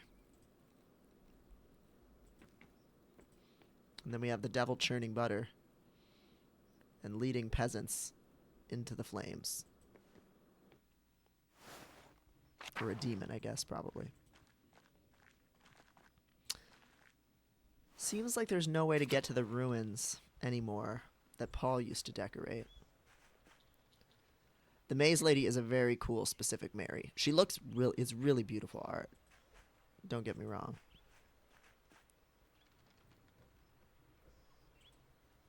Hey, Magda. But it's still so beautiful here, Martha. One more moment. All right, take your time. Oh, hello, Magdalene. Dad, look who it is. Good morning, Mistress Druckerin. Hello, Martha. Carl. How are you today? On our usual walk around town. November hasn't grown too cold yet. Dr. Stoltz says that Dad needs to keep using the leg or the pain will get worse. And I'm getting old. Not so old you can sit around at home telling stories. You're about the same age as my dad, aren't you? Ha! Klaus has always been too stubborn to grow old. Shame what happened to him. As if you're not stubborn, too. No argument for me there. Peter survived through sheer stubbornness. Given that the alternative is Werner, I'm glad to have something. Can't even find his ass with both hands. Dad. What? Anton would have made a better doctor than him. Oh, yeah, he died. He died the night of the rebellion. Oh, Anton, my poor boy. It's all right, Dad. I'm sorry, Carl. It's not your fault, Magdalene. Just a babe then. I can't. It's my fault that he died. It's not, Dad. You know it's not. He shouldn't have been with me that night. He shouldn't have. I was a fool. What happened? I know I was there, but all I remember is the flames. What a fire it was. The whole abbey engulfed. I was bleeding. Anton tried to drag me out of the fight. Then that god-forsaken Landsknecht stepped between us. I hope he burns in hell. Landsknecht, mercenaries found throughout the Holy Roman Empire in service of the imperial army. They are known for their colorful and flamboyant fashion, their ferocity, and their short lifespans. Damn. Live fast, die young. Bad girls do it well. Do it right. I can't even imagine what that was like. How old were you during the revolt, Martha? 7 or so. I didn't understand what was happening. Someone brought Dad home in the middle of the night. It was dark, confusing. There was screaming outside. Mom and a couple of the men who brought Dad in were trying to patch up the wound, but it wouldn't stop bleeding. She kept shouting, "Where's Anton? Where's Anton?" There was blood on the floor. You cried so much you threw up. We couldn't get you to stop. I couldn't understand where Anton had gone. Dad tried to explain, but... Martha, my dear, enough of that. I'm so sorry. How did you go on? Did I? I don't know. Some nights I think I'm there still. The abbey is always burning. My Helena passed away not long after. I was left alone with Martha to care for. May the Lord bless and keep her, as he keeps your mother, Magdalene. I had to keep going for Martha, and somehow my daughter grew into a wonderful woman despite it all. Hey, Seb, welcome. I suppose that was all Helena's doing. Dad, if I'm any good, it's because of you.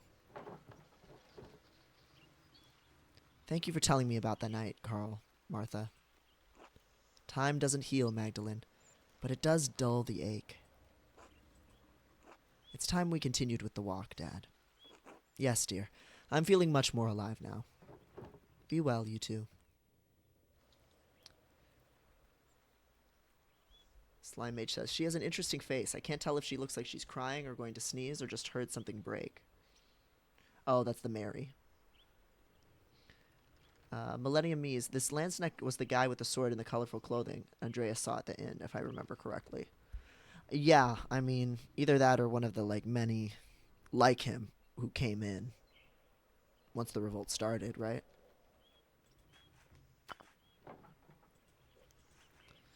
Yeah, it doesn't seem like there's any way to go to the ruins for some reason. Snow is creeping down the mountains. Winter will be here soon.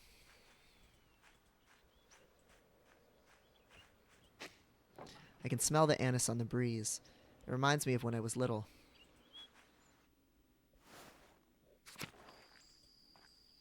I should check the inn.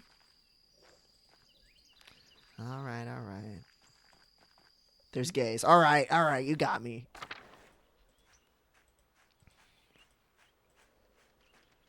I should know at this point you wouldn't lead me astray. Oh, the door's even open. Here's Killian. Where's the homos? Oh, yeah. Okay. Casimir's and Alexander. Look at these little fops.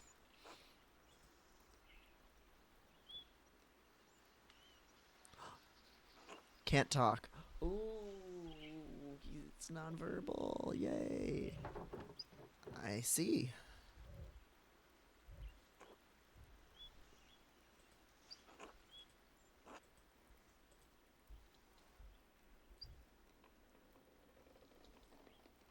I'm Casimir's, musician with Alexander. I'm Magdalene Druckerin. I live here in town. I take it you're not the singer?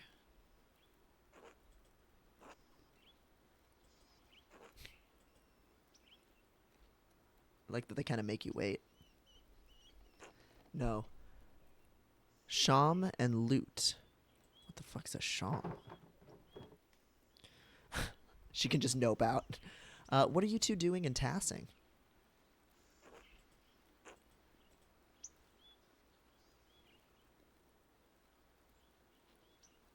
Ask Alexander. Sorry. All right. I won't take up any more of your time.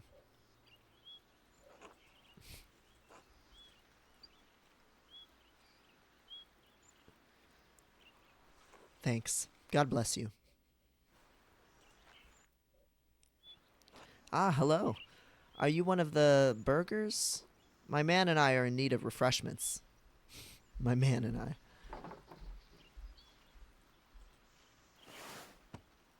Oh yeah, that family's still here. There are 3 burgers, Nico, Hannah, and Killian. And I'm not Hannah. Ah, but you could be Nico or Killian in an elaborate disguise. No, truly anything is possible. Exactly. The improbable is not the impossible. And through such incredulity may the accomplished deceiver succeed. If you say so, I'm Magdalene Druckerin. Ah, from the print shop we passed on the way into town? Yes, I'm running it for my father while he's recovering from an injury. Terribly sorry to hear that. Excuse me. I hope he has a swift recovery. Thank you. Not much business for a print shop at this time of year, is there? Not for a land house. Looks like the travel is all dried up. Land house, an inn or tavern, usually owned and operated by a single family that serves travelers in rural areas. I used to wear a beanie every day for like years. Made it a real part of my personality. Oh, we all had those accessories, those load-bearing accessories. I had one of those purses that was made out of a driver's license plate. And that was a huge part of my personality. How did you wind up here? You don't look like a merchant. No, I should think not. No, this was just a stop on my way back to Würzburg from Padua. A coconut purse. Was it made out of a real coconut? I am Alexander. This is my partner, Kazimierz. We are musicians by trade, travelers by necessity. We just purchased a new instrument for Kazimierz in Padua. Their luthiers are extraordinary. That's crazy. It had a zipper. That's so wild. I wouldn't have thought it would be flexible enough for that to work. We're heading back to Würzburg for the Christmas celebration. Quite an important competition there for the Meister singers. The weather turned rotten so quickly. The rain has been awful, and the roads through the passes have been all mud. I don't know if we'll be able to make it to the competition now. If the passes do close before we're able to move on, will they open up soon? Is March soon? Oh, no. Oh, God, no. I suppose I should plan for us to stay here through the winter. Sorry, Kaz. If he just draws like a frowny face, I'll die. It's all right. Do the people here like music? Have you ever been someplace where people didn't like music? It pains me to admit this, but I've certainly been places where people don't like my music. Well, with your patience and God's help, we will endeavor to find music you and your neighbors will enjoy. Good luck to you. Thank you. Until later. Until then.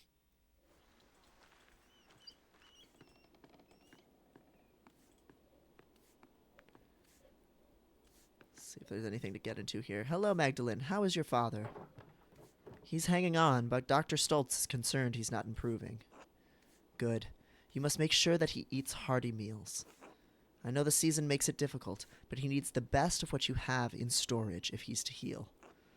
I'll send Nico over with a few of our good apples later. I'm sure Klaus would appreciate the visit. I'm very grateful to you both. Well, it's mutual. Your father has done much for me and Nico these past few years. He even counseled us in our... never you mind. Your what? Oh, it's only that, well, your father is a learned man. In books, yes, but in matters of family, too. You're proof enough, I should think. A respectable young woman like you, raised all alone. I'm sorry. I shouldn't have brought up your mother. I know it still hurt Klaus. I wish I'd had the chance to know her. All I have of her is what others have told me. She lives in you. I see it in your stature, your mind. She is still here with us. You've grown into quite a woman, Magdalene. I hope you find a happy marriage with a man worthy of the woman your father raised. I'm going to use my prickle powers. Don't I get any credit for who I've become? Ha! Just as prickly as your mother, too. She always demanded all credit due for her labors. No doubt Father Thomas has his thoughts on that, but I always appreciated that she refused to hide her light under a bushel. Just like you. But that's enough talk from me. There's work to be done. The inn doesn't run itself. Until later, Magdalene. Until then.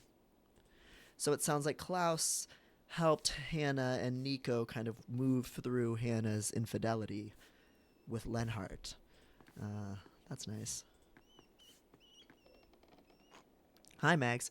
Sorry I can't talk for long right now. Magdalene. Oh, of course, Magdalene. I didn't mean to be impolite. It's all right. What's keeping you so busy? Oh, it's almost December. Preparing for the festivities is hard work. Mom and Dad need my help. They're not as spry as they used to be. God, she can.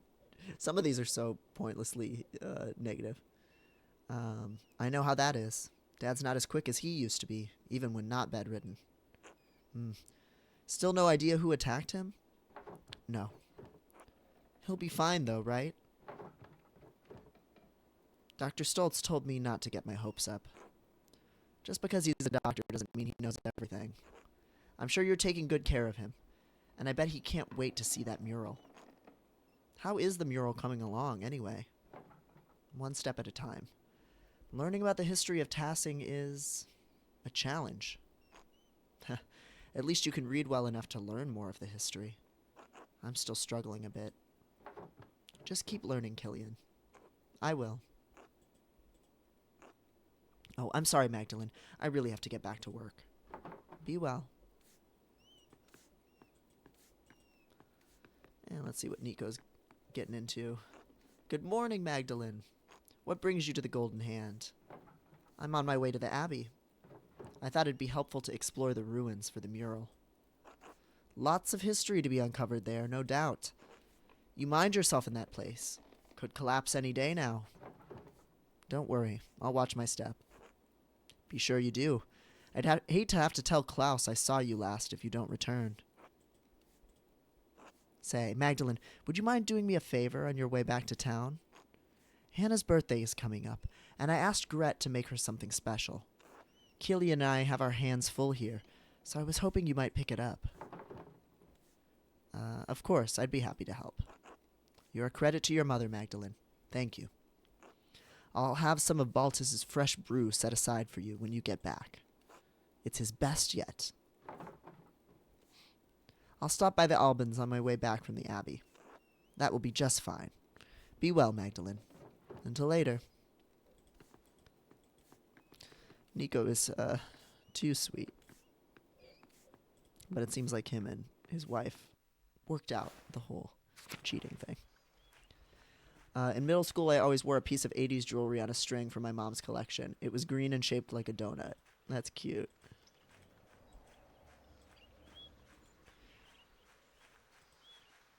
It's getting a little hot in here.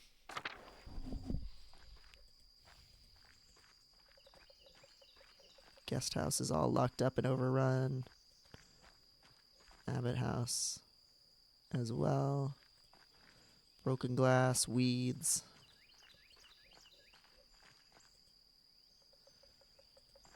Let's see, should we go to the ruins first, or should we go to the Poor Clares?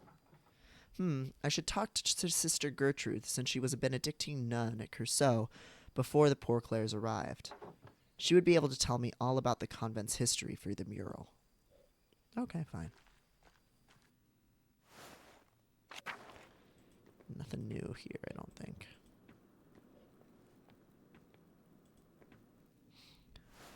So we're finally going to get in the convent, I think. But first, let's talk to adorable little Sister Gertrude. God bless you, Magdalene. Hello, sister. I have a favor to ask of you. Of course, Magdalene. I'll help however I can. I have a book, the History Tassier, and I can't read it very well. Can you help me translate it? Oh, I'm afraid my Latin isn't good enough to translate something like that. Its grammar structures are far too complex. I'm sorry, Magdalene. That's all right, sister. I'll have to find another way. There was one more thing, if you don't mind. It's about the Rat House mural. Oh, did you need more paint? I believe I have enough galls stored away. No, thank you, sister. I have more than enough paint.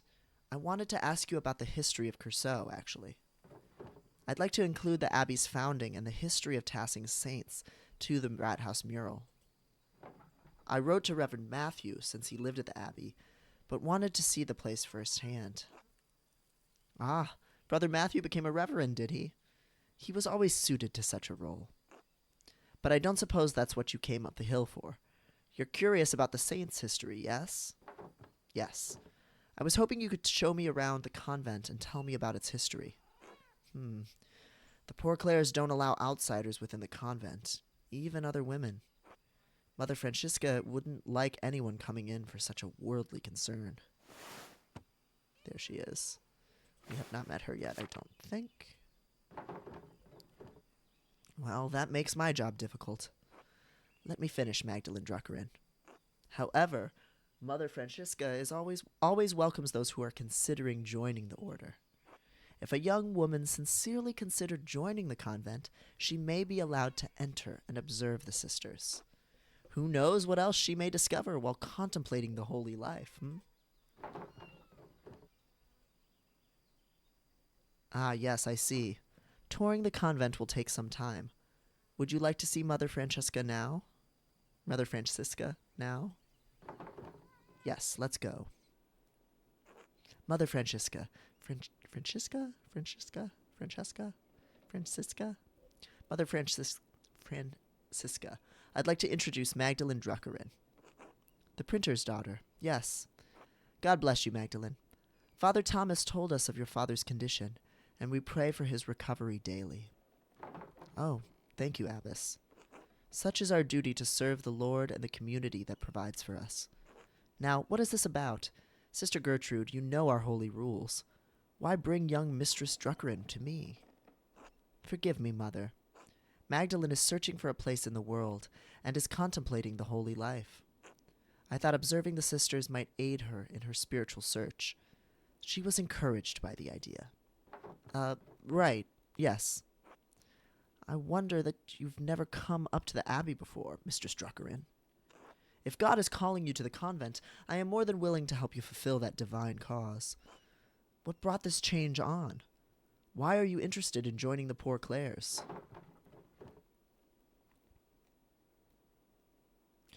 Well, if I became a sister, I won't have to marry, which is far better than being stuck bearing kids for the rest of my life.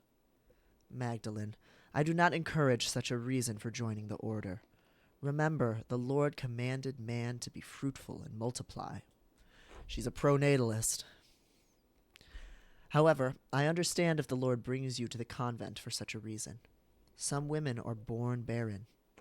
If you truly desire the holy life, then you are more than welcome to observe the sisters. Please come. I am happy to tell you more of our order. Oh wow, it's bigger than I thought. Our small convent used to be part of the larger Crusoe double monastery, as I'm sure you've been told by Sister Gertrude. However, the Poor Clares live far differently than the Benedictines that once lived here.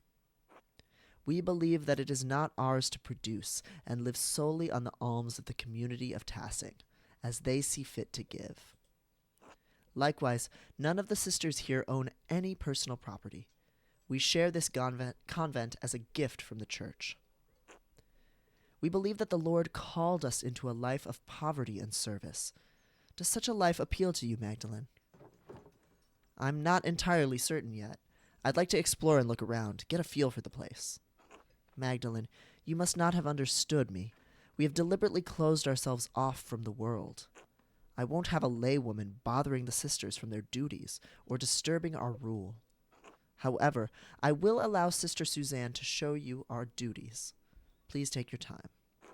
When you've finished, please come find me, and we will discuss your decision to join. Finally, I thought she'd never finish. What? Truthfully, I'm not here to join the convent. I'm looking for references for a mural I'm painting in the rat house. Now that the lecture is over, I can get on with what I came here for. Are you coming? But Mother Francisca said... She said that as long as I'm with you, it's fine to look around. Are you really going to get us both in trouble? No. I always follow Mother Francisca's orders. The convent has many parts. The kitchen, the laquarium, the chapter house, the yard, and the old workshop, though no one uses that old shed anymore. I'll leave it to you to decide where to go first. Wow, okay. So this is the way out. Oh, wait. Have we been in the aquarium? I think that's the front, right? So this is a mural of the building of the abbey, right? Or the monastery. This is the chapel, where we all gather for Mass and liturgy. It is the oldest part of the convent. And the most drafty. Hello again, Sister Gertrude. The sisters have done some minor retouches over the years, but it has represented the abbey from its earliest days. Oh, there's the tower and the library. The cloister is still being constructed here. Yes, the tower was a Burgfried long before the structure became a monastery. Burgfried, a freestanding defense tower, not built for permanent habitation. Habitation. Wow. Okay, so was that from the Romans? The duchy gifted it to the Benedictine order after the Holy Roman Empire grew. They had no use for it as a keep. The largest and most powerful European state in its time, the Holy Roman Empire was made up of many peoples and suffered from much internal strife during the Reformation, despite Emperor Maximilian's firm hand over the land. These walls have protected Tassing from attacks of spirit and steel for generations. There's some Latin here too, but I can't read it very well. God called Lady Sabine to lead our sisters and brothers in 1261. Lord Crusoe's castle was destroyed by fire in the year of the death of Emperor Frederick II. Only the tower remained. Thank you, Sister Suzanne. Yes, the first lists the abbey's founding date.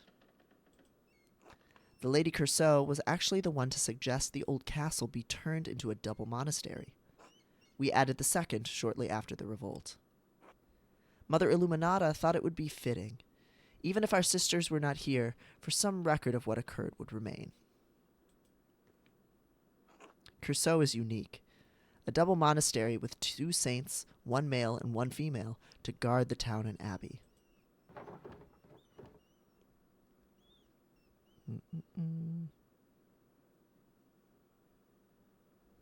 So the foundation of the abbey was even older than the Holy Roman Empire? Many things have been built and torn down on this land over generations. Who knows what else used to be here? You were right, sister. This mural will be a great reference for the rat house. Then I'm glad to have helped. God bless you, Magdalene.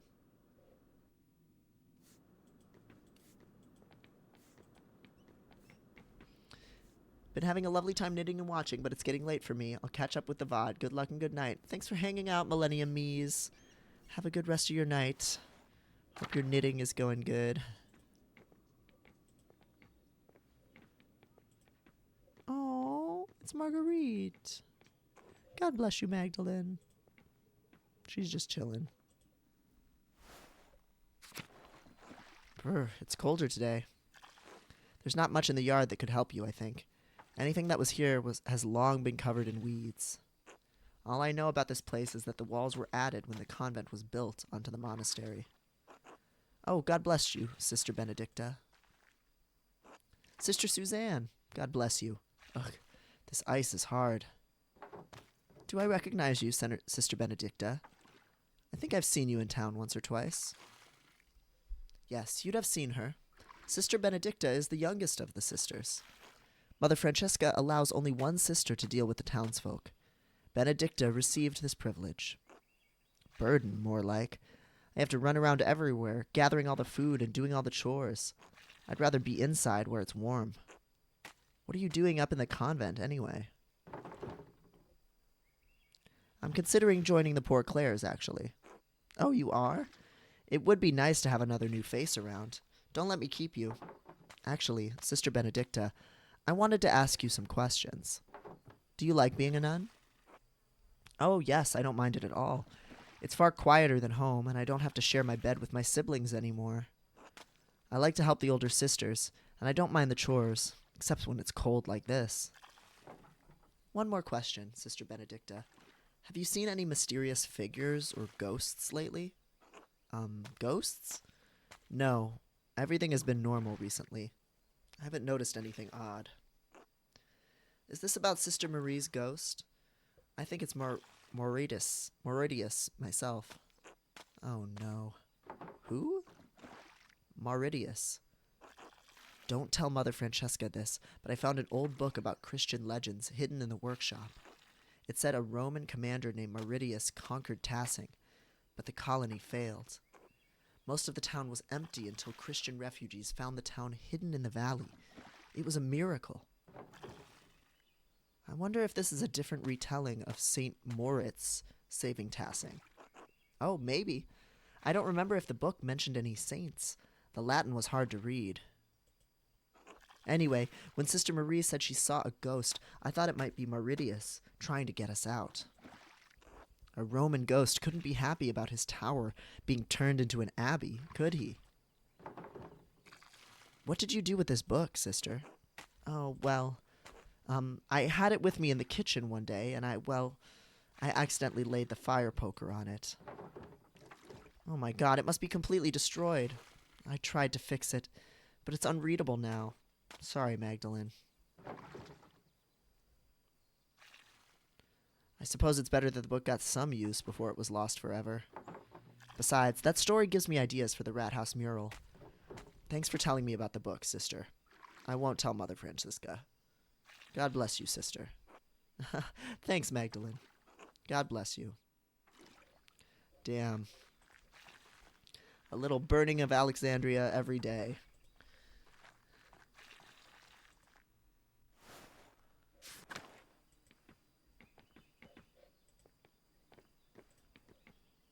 What have we got here? Oh, coughing.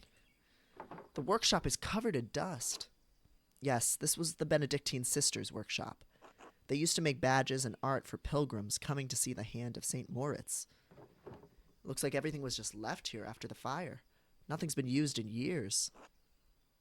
We can't subsist on painting, and the poor Clares don't produce goods for sale, so we have no reason to be in here. Just because art isn't essential to survival means you can't do any kind of painting? That sounds horrible. We have other ways to make art. Singing, telling stories, things like that. But yes, the workshop is off limits. Mother Francesca doesn't let us come in here unless to put something in storage. I've come in a few times and noticed some of the brushes have gone missing. Paint pots, too.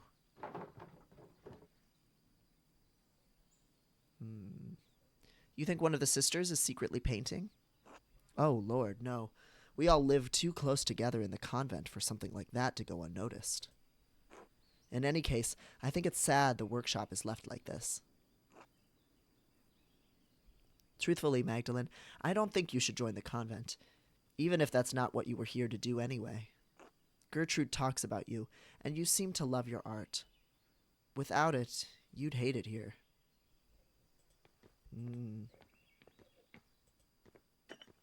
Such valuable paint, left to dry and crack on the palettes. There's an old parchment scrap here. It's different from the others. It looks like a scrap from a manuscript. There's something written in Latin in the margin. It says the Mithraeum of Tassing had been destroyed by a flood. Mithraeum. That's the same word I saw in the Roman section of the mine.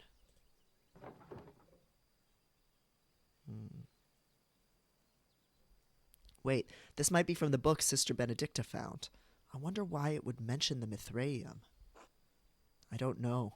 It's not a word I've ever heard before. There's certainly nothing in the convent by that name. Looks like some kind of bath or something. Well, the note says the Mithraeum was destroyed, so I suppose it doesn't matter much now.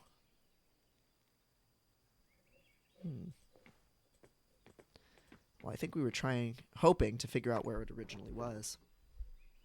These old badges are beautiful. I hope the pilgrims who bought them love them too. It's funny to think that this, shrine had, a gift shop in the 1500s. Just so funny how universal so many human things are.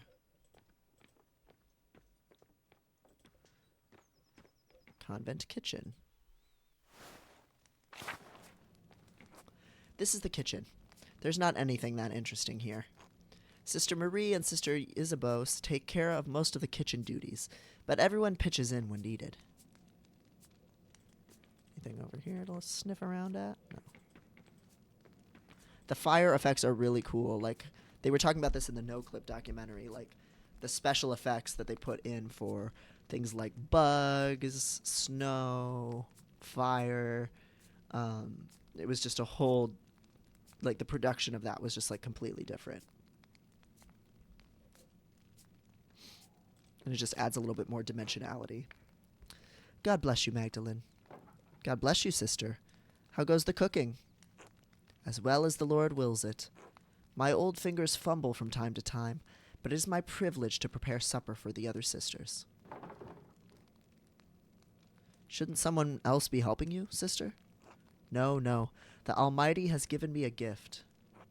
Just as God gave Paul a thorn in his side, so too did he give me the pains of age to strengthen my faith. Such things are a blessing when compared to the pains Christ carried upon the cross. But didn't Christ die so that we don't have to suffer unnecessarily? In the next life, yes, but even Christ said we would face hardships while we live on this earth. I have chosen to find meaning and devotion to the Lord through my hardship. Thank you for sharing your perspective with me, sister. You are most welcome, child. God bless you. Look at that fish's face. His tiny little eyeball. God bless you, child. Are you delivering something? No, sister. I'm learning more about the convent's history so that I can finish a mural in town. Ah, I see. This kitchen has been used for decades. Longer than I've been alive, to be sure. I enjoy preparing meals for the sisters that nourish us, but I can never bring myself to butcher the animals.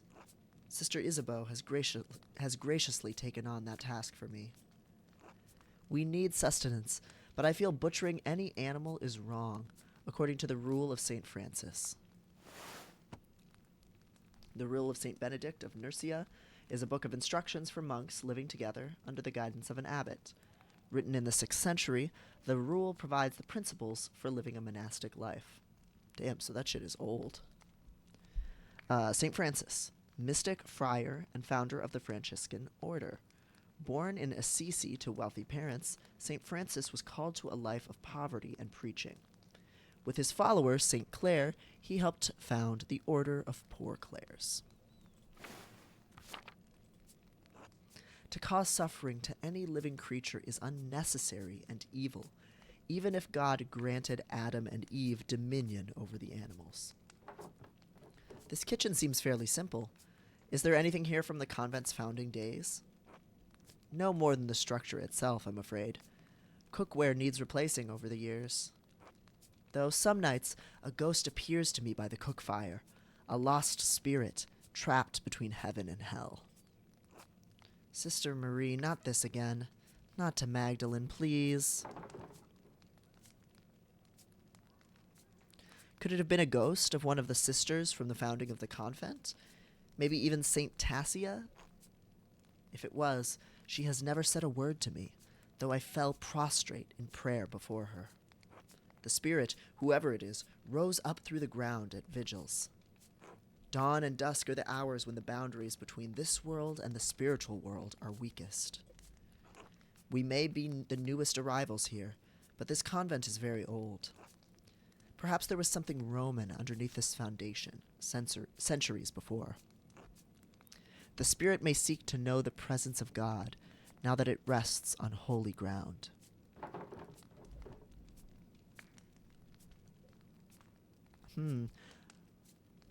A Roman spirit might be a great addition to the mural. I don't know that the council would approve, though.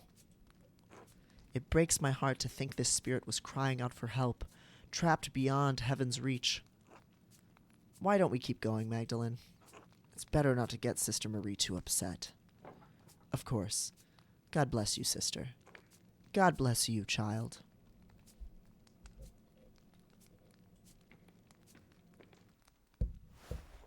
Okay. That's almost everything, I think, unless we haven't seen the Laquarium. Let me double check the courtyard to make sure I haven't missed anything. It doesn't look like there's anything else I can interact with. This art style does a really good job, and just the markers that they put of just like making it clear what's interactable. Nothing ever gets missed in the background. I've already been in the chapel. Yeah, I think that's it.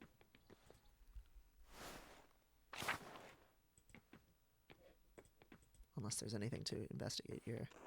Here's the Liquarium. Most of the Abbey's visitors come in here, but aren't allowed to enter. We aren't allowed to go into the outside world either.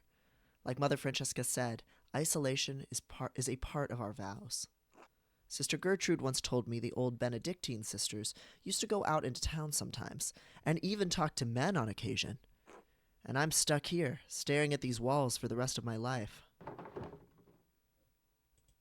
It doesn't seem like Sister Suzanne thinks much of her life here. It must seem like a boring life to her. Even so, she doesn't seem to have the passion that Sister Gertrude and the others have.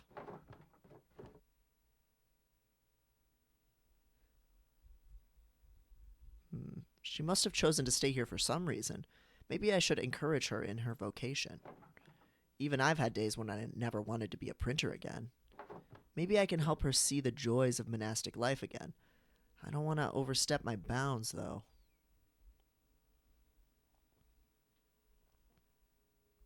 You didn't always want to be a Poor Clare, sister?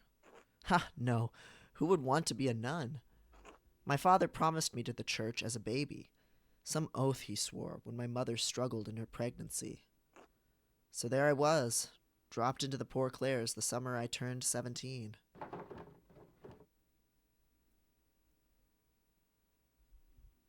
I'm so sorry. No one should be forced into a life they don't want.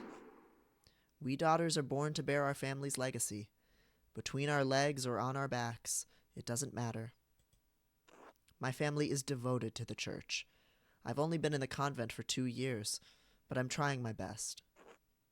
I don't mind the prayers or the hours, and I'm sure of my devotion to the Lord, but this isn't what I wanted. But since when did a woman ever get what she wanted without being punished? Eve couldn't even manage it.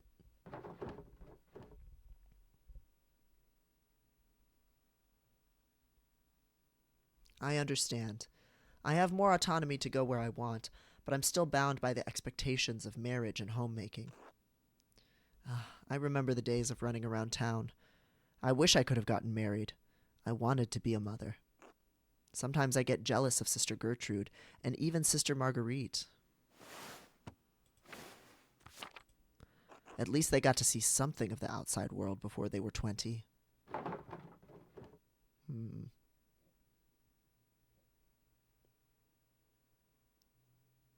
Oh, that might be worthwhile to tell her that people have left the church.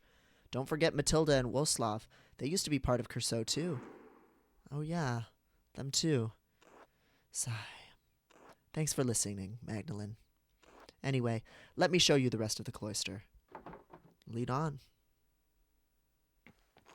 Well, you've seen the entire convent. There's not much here. What do you think of it? To be honest, it seems like a life of drudgery. Yes, certain parts of our life here can be frustrating. It's been so long since I've spoken to anyone from outside the convent. I'm reminded of the life I once had. Now you have me thinking about whether or not I should remain with the sisters. I think you should go. Damn it, I have never won a fucking persuasion check in this fucking game. Why was mentioning Matilda and Woslav bad? They have freedom. That should be a positive symbol for her. Why is it not? Your family just left you here. You don't owe the sisters anything. I do, though. The sisters have taken care of me. They love me, and I love them. Even if this life wasn't my choice, they accepted me. Who knows? Maybe it will get better in time. Maybe. I'll try to help any way I can, even if it's just sneaking around the convent wall to say hello. Really? That would be wonderful, so long as no one found out. Anyway, we should return to Mother Francesca before she suspects something. didn't learn as much as I had hoped for the mural, but I'm glad I got to meet you. No, thank you, Magdalene. Today has been more interesting than any I can remember in the Abbey.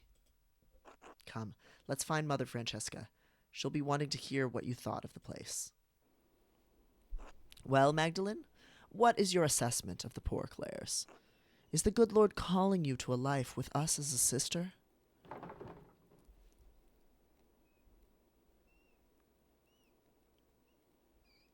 I think I prefer my books and printing. And in any case, I need to finish the mural. Then I might take over for my father. I see. Be careful that this mural does not become an idol for you, Magdalene.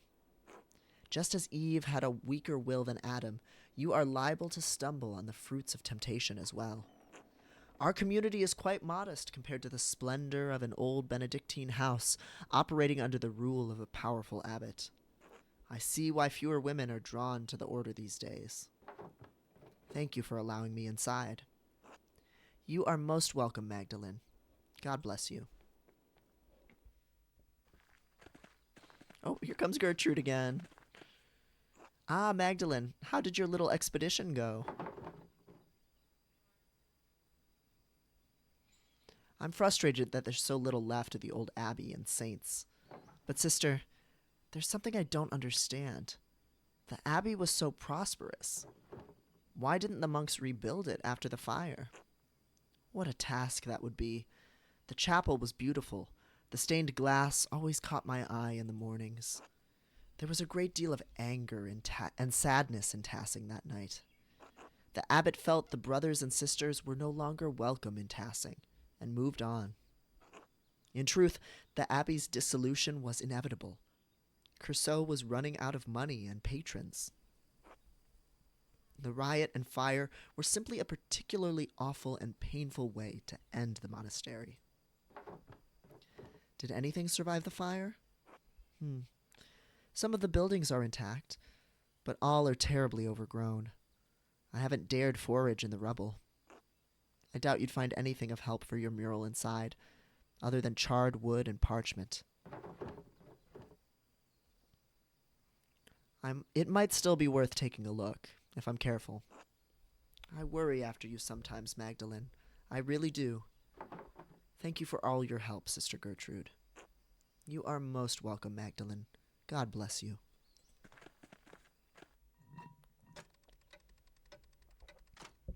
Ooh, I'm gonna need to refill my water soon. So I think that's just about everything worth looking at here.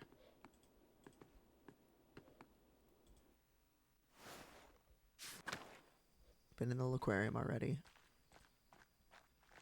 Oh, we got a son of Mousefanger, though. Oh my god, the stupid baby. The baby's so fucking stupid. I love it. Oh. My little kitty's still sleeping next to me in her cone of shame.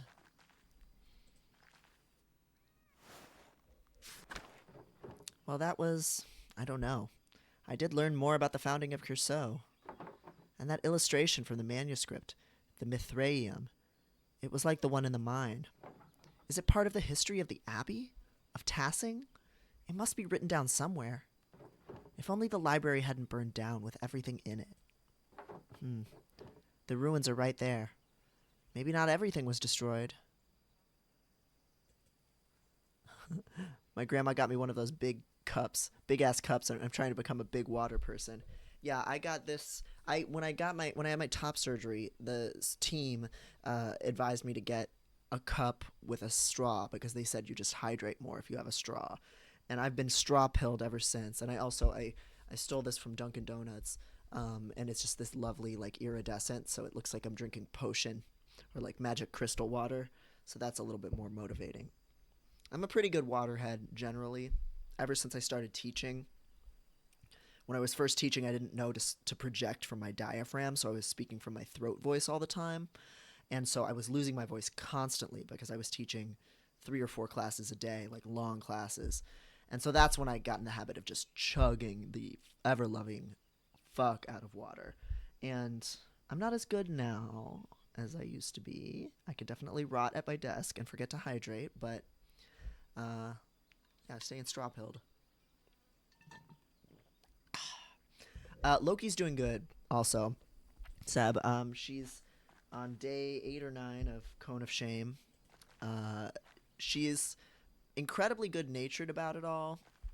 Like, very happy, very playful.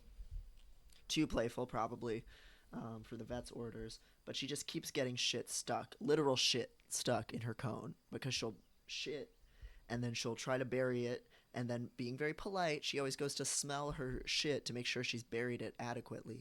But she has this big fucking cone on, so then she gets shit literally in the folds of the cone. And then she eats and gets food stuck in there. And water. It's just, she's just fucking mess. And there's tracks it all over the house. Can't wait to get the fucking cone off. It's crazy. She bumps into everything. It's such a fucking mess. It's so bad. And she's climbing on top of Dump Truck's cage. Like, she's not slowing down activity wise either. It's a fucking shit show. And it's so cute and sad because she'll like eat and take a shit and just get filthy in like 5 different ways. And then she'll climb under the bed all happy and wanting to like kiss because she loves giving me little kisses. It's the sweetest thing in the world. Like, she just looks at me and goes like, and like kisses me. But then she's covered in shit. It's so bad. And yeah, it's from getting spayed. She got spayed about a week ago. I bought a baby bottle and it has made me drink so much more water. It's not even a kink thing. I think it's just activating something comforting in my brain. Oh man. Yeah, those little like nipply sucky things they're so hard to keep clean and then they taste nasty. But I'll fuck with a straw. I should probably refill my water right now before we dive into this next bit. So I'll be back in 2 shakes.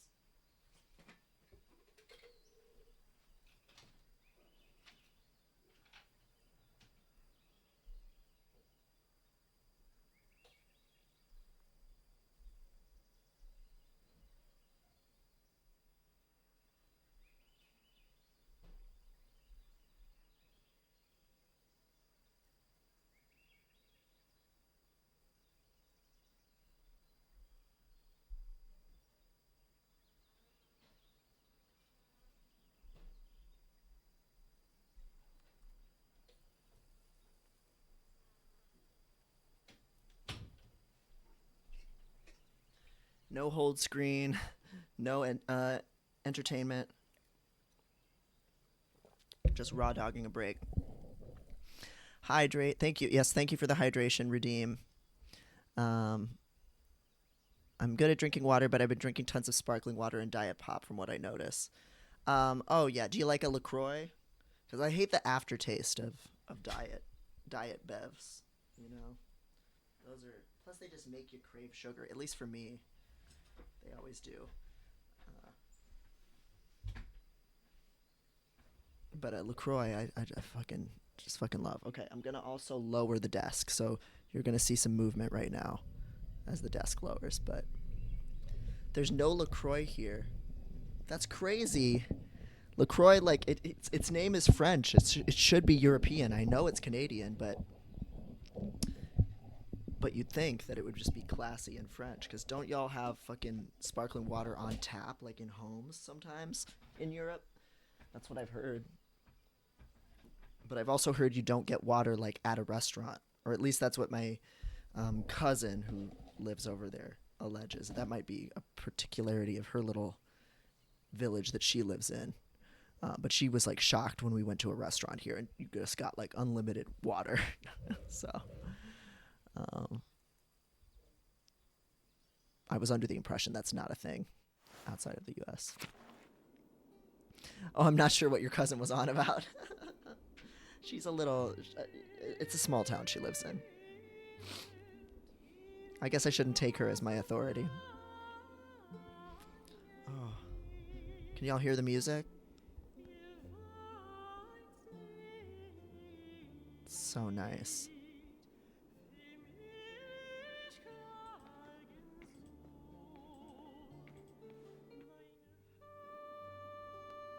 My God, this is amazing.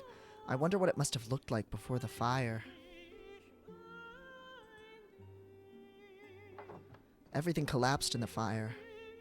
Oh, the Limmy, isn't it like... He's talking about how it's like free from a tap. I'm tempted to open that shit right now. Okay, we'll take a real quick break to watch the Limmy.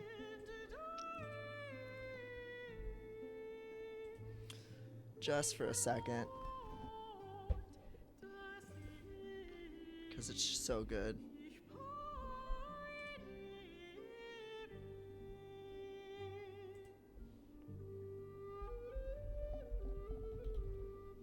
I'm sorry, we're gonna have the background of this game on.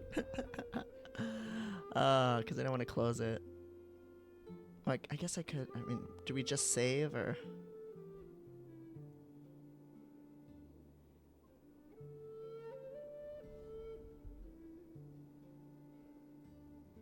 This might be harder actually than I thought. Real quick.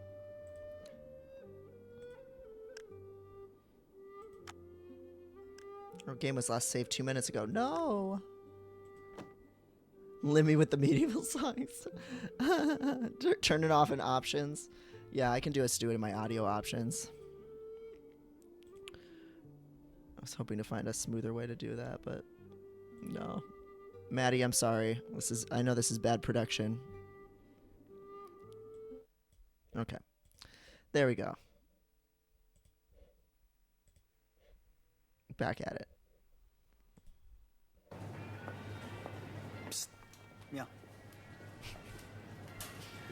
Bottles of water, right? Water. 55 pence, 79 pence, couple of quid. I mean, it's no much, but all adds up, doesn't it? Right, now come here. What?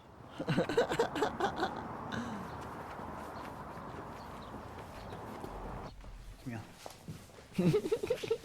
Are you watching this? Keep your eyes on this bit here, right?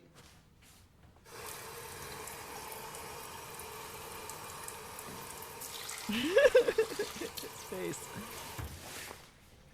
Water. Water. Pure water.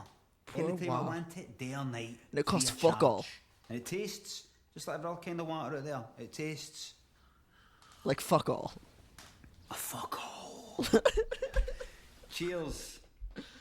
Cut! It's not real, is it? Aye, It's not real water, is it? aye, taste it. What's that cost you? Nothing. Well, where'd you get it then? It was when I moved in, they just left it. You just have got to try this. Is it alright if I let them? Is it alright if I let them? This guy. I've absolutely What? nothing. It's water. That one tastes the same as Wow. that. They're all No, here. they're all brilliant. Out of a bowl. Let them try That that is one. absolutely beautiful. Try that. Because it's Should we put some different. in Gorgeous. Try it with the bowl. Water. Yeah. What? Cheers. Is it alright if I bring my mates in? Did you guys know that he like owned a tech company before he became the man we all know him as today? Like he was like he owned a company. I think they like build websites and stuff. Like I think he was like a web developer, like the head of a web development company that he had founded, and he just made those videos for fun. No, I think he owned it. I think I remember reading that on his Wikipedia. And that I think he had to give up ownership of it, was my understanding. If I remember it wrong, correct me, but I'm pretty sure that was his situation.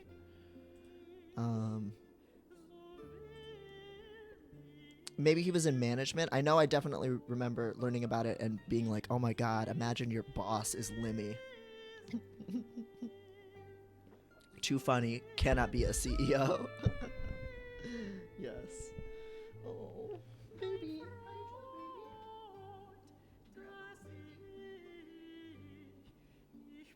She's so limp right now.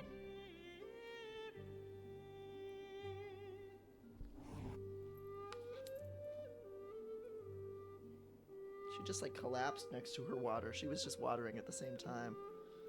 You're so limp right now. You're so sleepy. I love her. She's so good. She smells bad, but it's just the calm. Because otherwise she's very clean and polite. In the summer of 2000, employees of Black ID created a rival company called Flammable Jam, where Limmy was a director. During his time, he was asked to contribute to the book New Masters of Flash, the 2002 annual, a resource for macromedia Flash developers. He co-founded the company Chunk Ideas, selling his stake in the company to co-founder Donnie Kerrigan in 2006, so he could concentrate on his comedy career. Like, he truly, you know, just like how the only good cop is somebody who quits being a cop, like, he's the most valid CEO or head of a company ever. Oh my god, she's just sleeping. She's just completely collapsed. Oh, look at this baby. She's fucking dead, man. She's purring, though. Okay, I'll just hold you for a minute. Everything collapsed in the fire. I'll have to be careful climbing over this rubble to get past.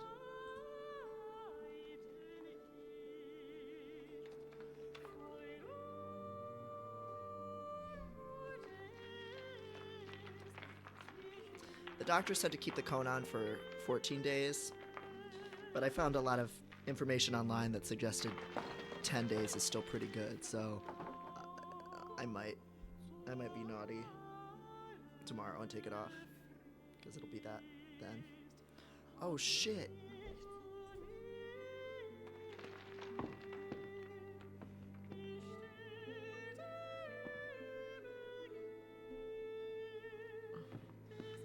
She's a sack of potatoes right now. Oh my god.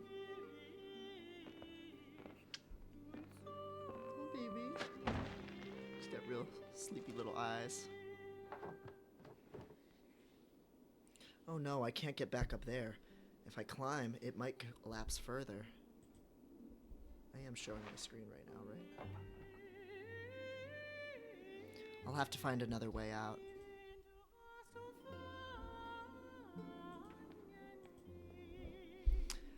Yeah, if you just keep an eye on her to see if she's messing with the incision, you should be fine. You can also take it off during the day and just put it back on when you go to sleep. She does get more crazy when she has it off, though. She goes psycho. Wants to attack. Oh my god, you're an infant. I wish I could show her little... Well, I guess my camera's really small right now, so I won't show her little stupid face. But her eyes look so cute when she's sleeping. Oh my god. Okay. It's her right to go crazy, to go stupid. Yes. I understand cat parenthood now. It's so crazy. Alright, let's go into the tower. Wow. It's completely collapsed.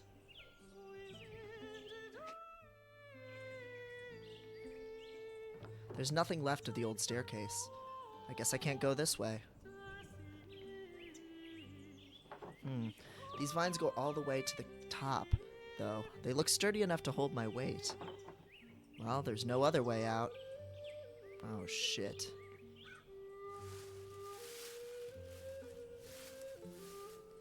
There she goes.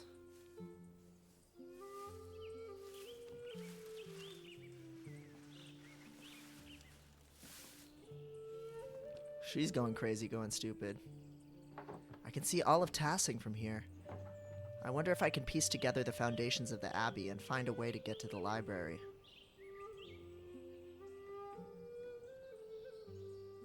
I bet I could get down this way. The roof looks pretty stable. Man, she is going crazy.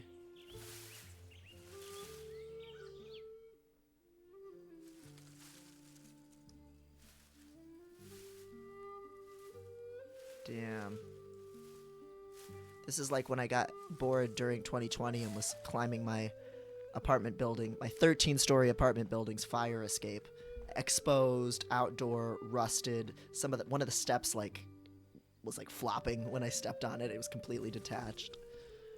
I thought for a minute I was gonna fucking die.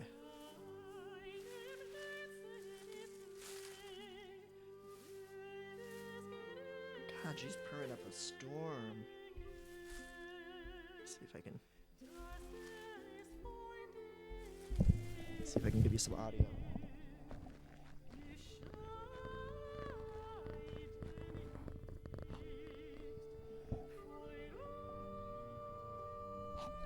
Can you hear that? She is She's crazy with it. Okay. Oh, God. I remember when the library burned down. Dad told me I was just a baby, but I remember the flames coming out of the windows. So many people were screaming and running around. I cried myself to sleep that night. I haven't seen this place since then. It doesn't look like there's anything left inside. I suppose it was too much to hope for.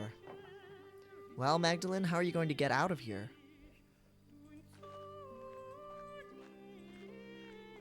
Damn. Some flowers. These roses seem to have made the Abbey their home. I'm glad something beautiful is still growing here.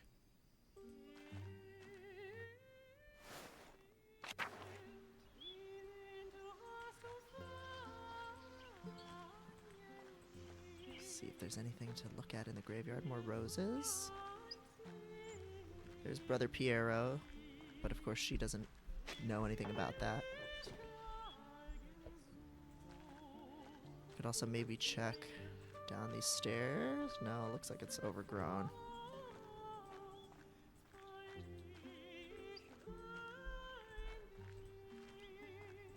Oh, this is such... It just evokes such a somber, mysterious, magical kind of feeling. An abandoned cemetery. It's like even not really giving that much of a shit about the abbey or the church and kind of siding with the peasants, you still, you know, feel the destruction.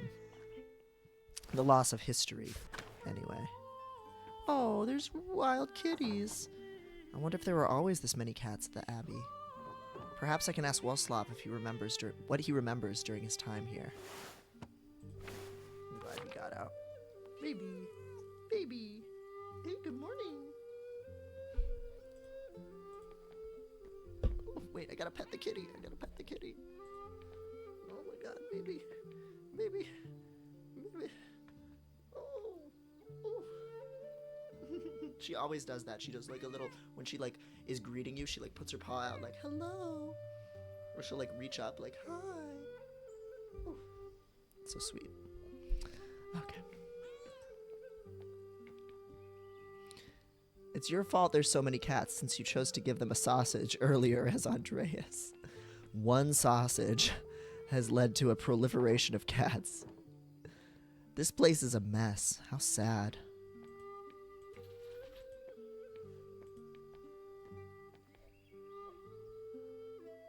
The chapter house.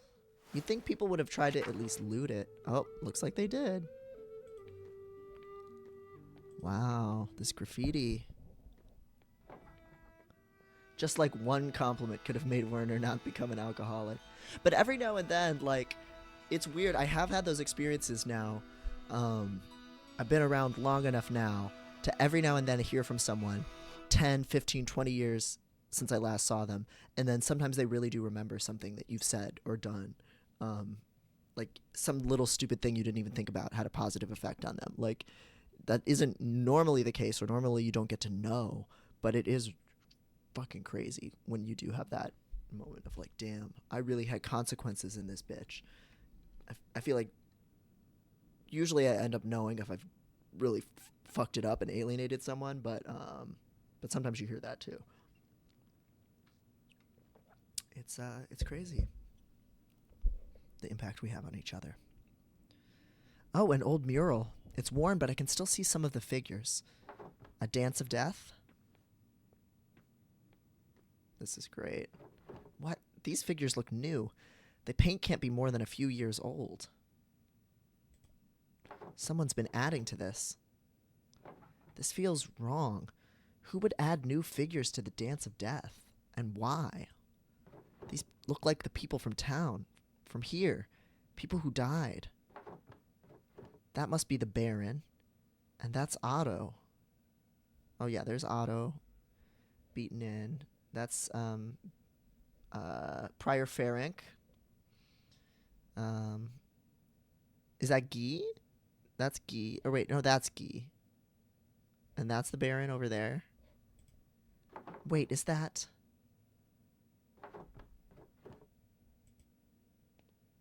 Someone's here. Hello? Who are you? Okay, let me... Okay, what... Who is this person getting eaten by this monster? It's like a pile of bodies.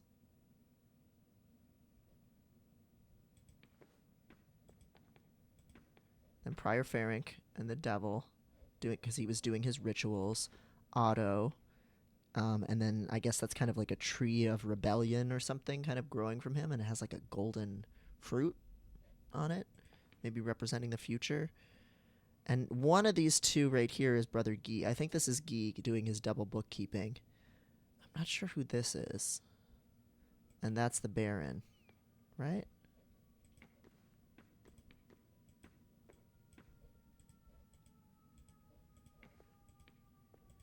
Okay, where's this person that we heard?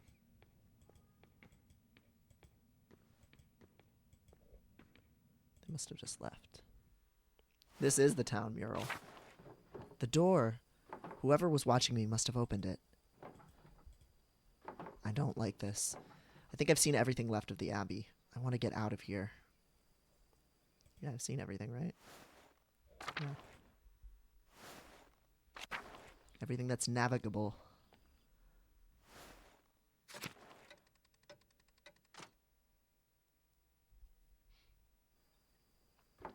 When did it start snowing? I should get back to the rat house and get to work. Yeah, this is more of the like special effects or visual effects. That wasn't like hand drawn in the same way. It looks really pretty. You can see the little marks inside the snowflakes. She's really just loafing at random places on the floor today.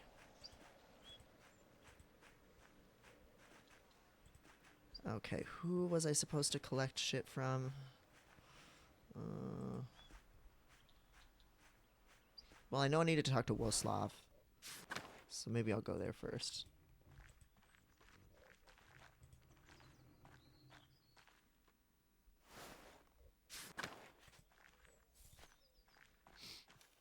I can't remember what the fuck I was supposed to pick up for Nico.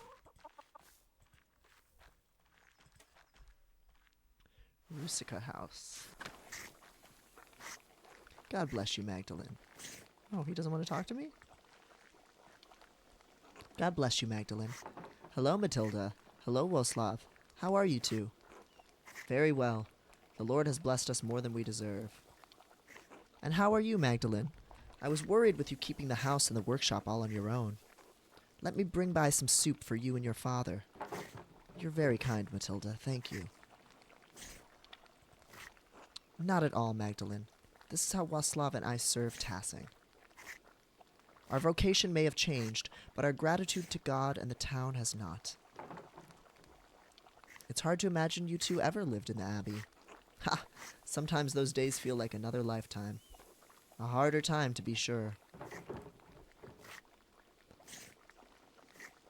I thought the Abbey was better off than the town in those years. So we were told. But in private, I believe Father Gruneau struggled to provide for a scriptorium and a double monastery. Didn't help that Guy was skimming off the top. However, seeing both the town and Curceau struggle was only a part of what made that time hard. A nun's life can be a challenging one, but I never had to deal with the difficulties you do now, Magdalene. What about your old life was difficult for you? I struggled. With my vows, my discipline, I couldn't live as my sisters did. I broke my vows, as did Woslav. You fell in love. We did. Well, I seduced her. You certainly did not. Are you telling young Magda here that you seduced me, then? Woslav, please. So you left the Abbey? Though no one learned of what we did, the matter ate at my heart.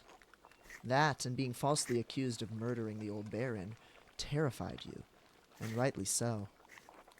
We all must account for our sins, Magdalene. I was afraid I would account for mine sooner than I thought. Those were the hardest years of my life.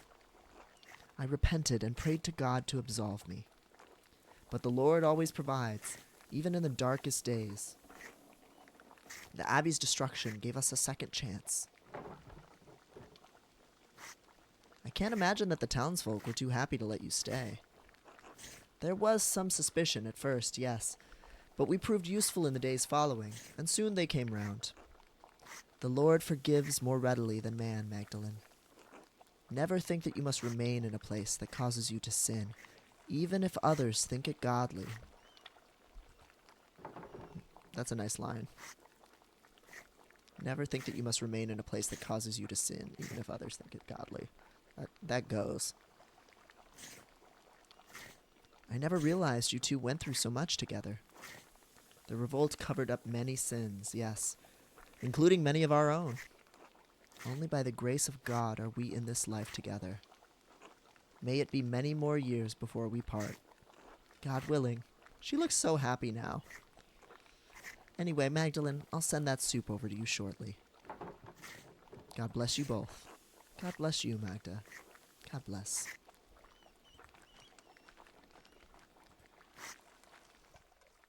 And it's kind of nice, I think, that, like, because she was the, like, sexual assault victim in the plot line, and yet she gets to have, like, a nice, positive, consensual, sexual, romantic relationship. Like, that's just kind of nice that they didn't feel the need in writing the narrative to, like, separate those things or give it to a different character.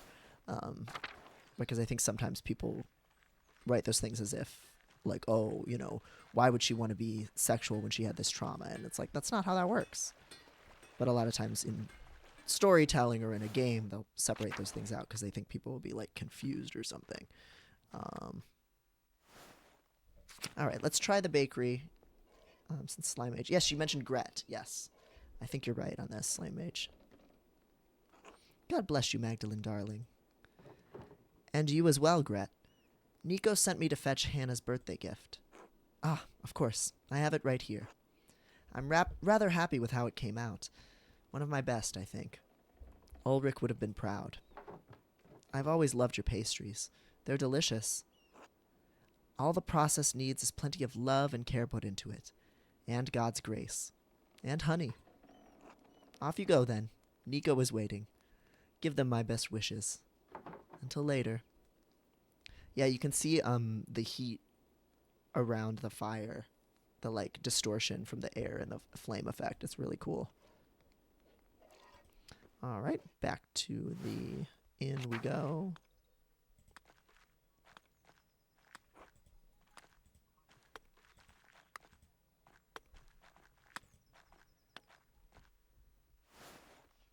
Pass the fuck out on the floor. I don't know what is going on.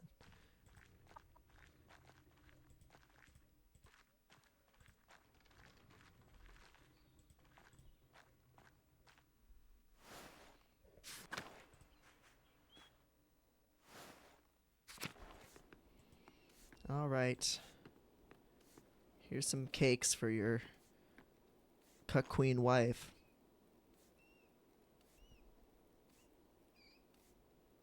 Good to see you, Magdalene. Were you able to stop by the Albans? I have Hannah's pastry here. Gret sends her best wishes. Perfect. Hannah will love this. Thank you, Magdalene. It's the little things, you know. Hannah told me you asked my dad for advice once. No point denying it, I suppose. Your dad's a stoic one, but he has his wisdoms. You know, we haven't always been good to each other, me and Hannah. But after the revolt, things had to change. Well, yeah, because Lenhart was dead, so things could change. I try to find ways to show her I appreciate her now. Seems like a lot of work. Marriage? Sure. But so is anything worth doing. And I don't want to be alone in heaven. Haha. I've kept you too long. Thank you again for the help, Magdalene. Until later, Nico.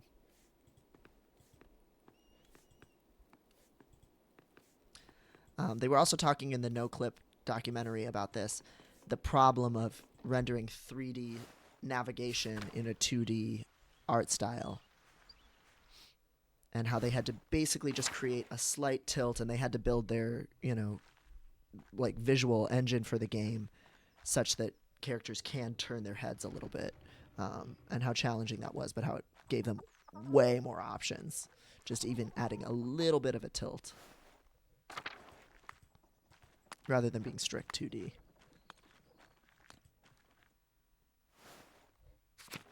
It's honestly a marvel that a game this unique is so successful at doing everything it does. But they did put in like really seasoned developers and team members on it, so work on mural.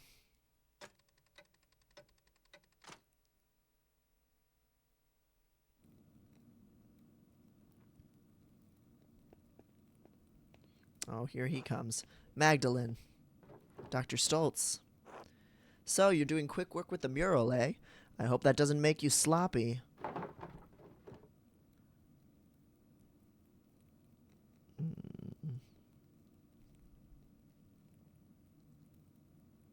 I'm faring better than my father. Are your remedies even doing anything? More than a girl like you can understand, Magdalene. Healing the human body isn't like mixing paints. In any case, the council wants to hear what you're doing. I've been researching the early Christian history of Tassing after the Romans left, learning how people settled in the ruins, how the abbey was founded, why our saints are so important to us. It was a lot to take in, but I've settled on my subject. And let's see. We can do the two saints that supposedly founded the place.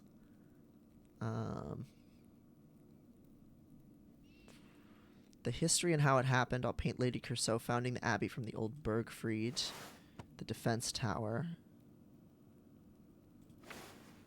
Paint the Bavarians settling among the Roman ruins, starting the Christian history of Tassing.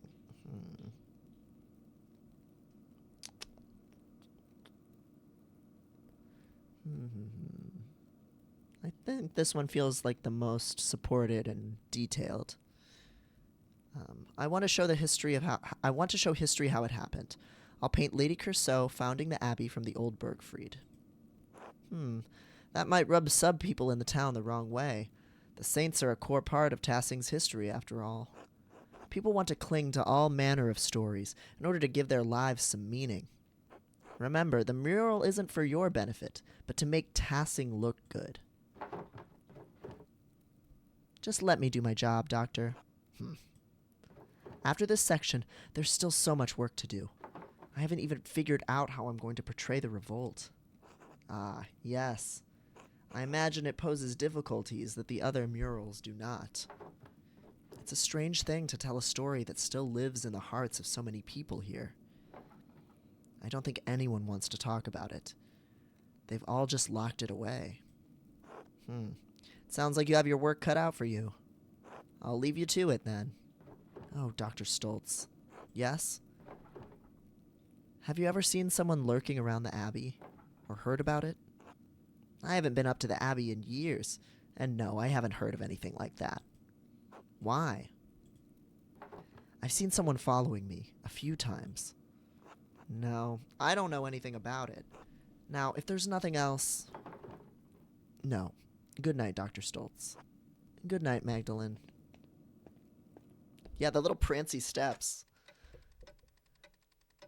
I can't imagine having to watch your every step because you're worried about getting a puncture wound that could kill you constantly. Like, that would take up so much brain space. Like, wouldn't you be so anxious? Like, it's just crazy the amount of stuff people had to do and worry about back then. It makes me nuts. She said, how should I paint the revolt? Dad always talked about how the Archdeacon was the only one seeking justice in those days. But what was his name? The only name I can remember is the name of the Archdeacon who came to Tassing when that Baron was killed. Jacob Elster. Maybe he wrote an account of the revolt as an archdeacon. I'll write to him and ask. Oh yeah, I almost forgot about him. And of course I need to write back to Esther, too. I'll write to them tonight before bed. Well, might as well dive right into it. All right, where to begin? I'll write to the Archdeacon, Jacob Estler, and see if he can tell me about the revolt. I'll write a letter to Esther, too. I hope the courier can make it through the passes before winter.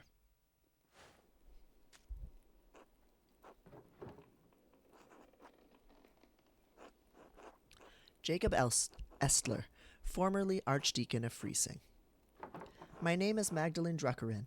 I am an artist in the town of Tassing, in Upper Bavaria.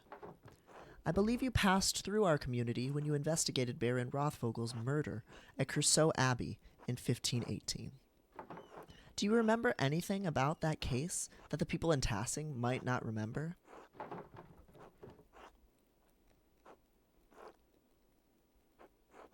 Do you have any reason to doubt the conclusion of the case? I mean no disrespect. I only ask in case it might help us understand our recent past. Thank you for any help you can give. Magdalene Druckerin.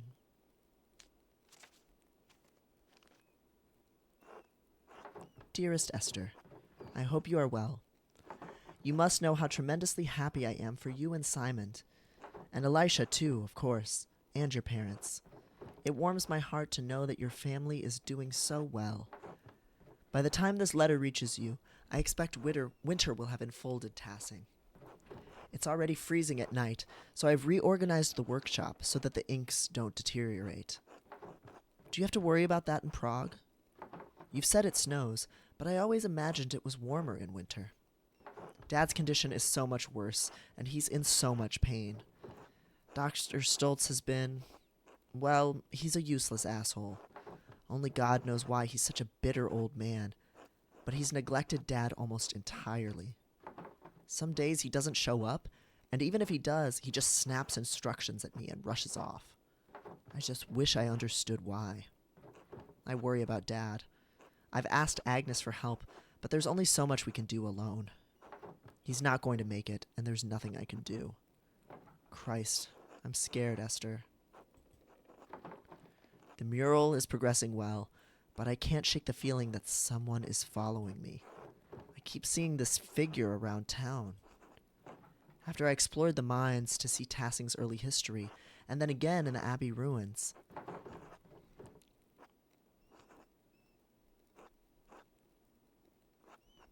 no one else in Tassing has seen anything, but some of the nuns say they've seen ghosts. It's the strangest thing. Given me a fright a few times already. But I don't mean to worry you. Nothing's happened to me yet, so I think I'll be safe. The only good news I can share at the moment is that the mural is almost finished. I should have it completed by Christmas, or soon after. Before the new year, at least. Then, perhaps, at long last, I shall be able to visit you and meet this Simon. Anyway, I fear that this will be my last letter of the year. The Reich Post has already been late and reported worsening snows through the passes. We seem to be stepping into a harsh winter. Stay warm and give my regards to your family and Simon. Yours always, Magda.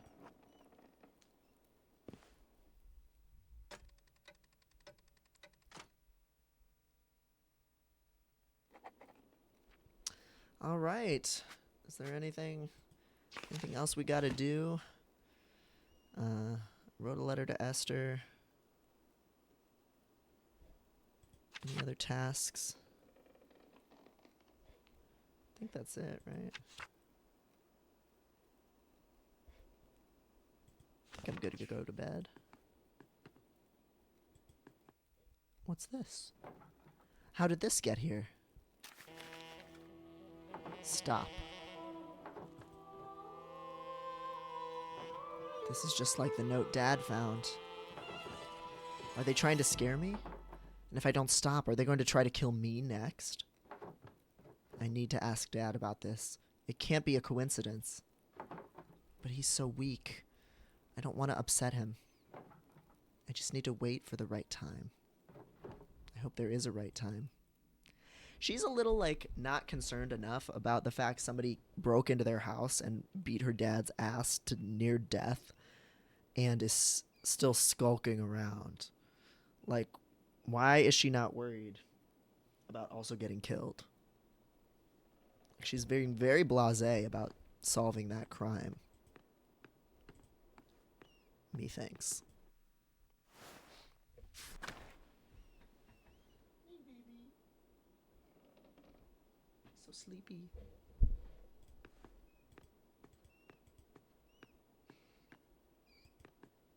They had to worry about stepping on shit. Can't be too worried about a man in their house. Yeah, their bandwidth is taken. Yeah, he's not good to talk right now. Maybe I should wander around. See if there's any more visions from, what's her name? Not Amelie.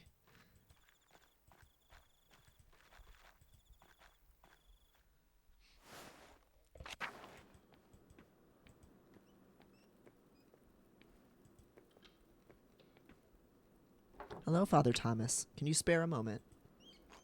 Yes, of course, Magdalene. What is it? Well, I found this book, but I can't read the Latin very well. Could you help me translate it? The whole book? Oh, dear. I can't afford that much time away from my duties right now. The Christmas sermon is coming up, and I've already fallen behind on Advent preparations. Could the matter wait, perhaps? I'd be happy to look over it after the festivities. I suppose. Good, good. Damn. Well, that's everybody I could ask about that.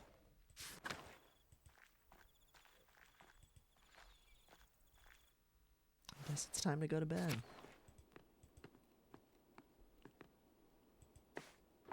It's late. I should get some rest soon. Go to sleep. We haven't seen any kind of mind palace for her yet, have we?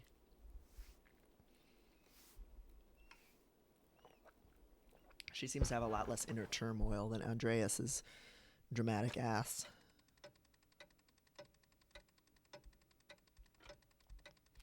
Oh, whoa, whoa, whoa, here we go. Oh, it's December.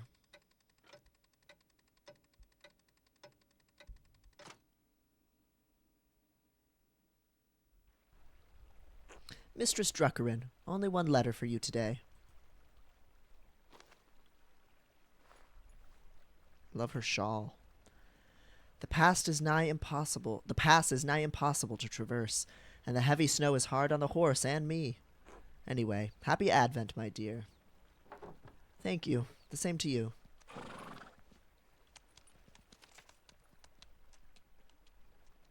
Ah, a reply from Jacob Estler. Mistress Druckerin, I do recall the Rothvogel case, though it has been over a decade since I have served as an archdeacon. He's dripped out, too. I am no longer associated with the office of the Prince Bishop. In fact, I am no longer associated with the Catholic Church. If you do not mind conversing with a Lutheran, I will tell you what I remember. Oh, go off, sis. I take no offense at your question regarding potential doubts in the case of the Baron's murder. To stand in judgment of others for so many years naturally invites doubt. As with our faith, we must learn to live with those doubts and persevere in spite of them. Even so, it seems that the more relevant question after so many years is if the architect of the murder is still at large. I recall that the artist who testified, Andreas Mahler, believed someone was manipulating the would-be killers. If this is the case, a serpent has lain coiled in the bosom of your community for decades. It may lay there still. What causes this serpent to awaken every few years to stage a new killing? I fear that finding the answer to that question may draw you into its reach. However, if you are determined to find the source of the trouble, I believe you must inquire with your neighbors. I urge caution in your investigation into this matter. If the serpent merely sleeps, it may be dangerous to poke into its old resting places. I hope this has been of some help to you. May God bless and keep you safe. Jacob Estler. You can see the kind of 3/4 turn with him reading there in the animation.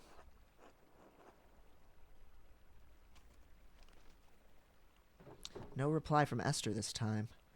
It must have been delayed due to the heavy snow. The postman said I won't receive any more letters until spring.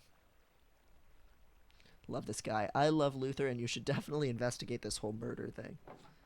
I'd better get back to the rat house then. Still more work to be done.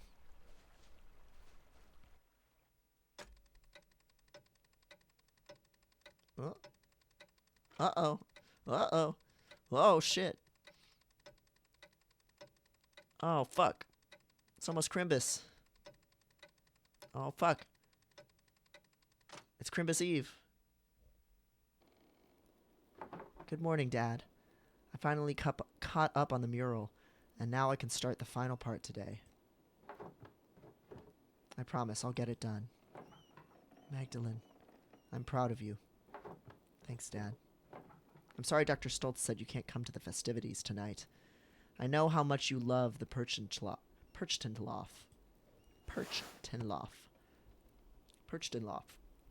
Excuse me.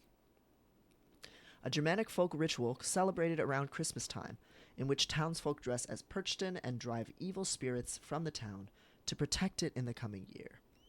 I'm assuming that's related to Perchta.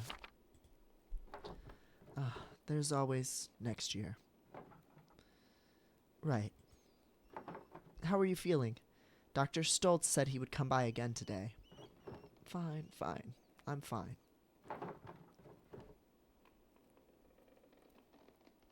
Are you sure? Do you need anything? No, go on. I'm all right.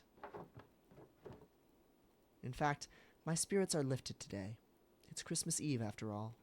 Of course.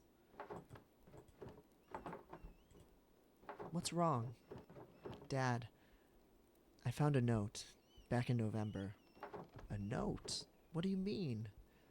It was like a note I found in your plans for the murals. Just a scrap of parchment. It looked like it came out of an old manuscript. Elaborate writing, purple ink. It just said, "Stop." Do you know where they came from? Who wrote them? Magdalene, Oh, God. That must be Otz. He said he'd drop by with more firewood. If you know something, I'd like you to tell me, all right? I know, I will. Can we talk about it later? Dad, I'll tell you, I promise. All right. I'll be back later. Good. Take care of yourself out there.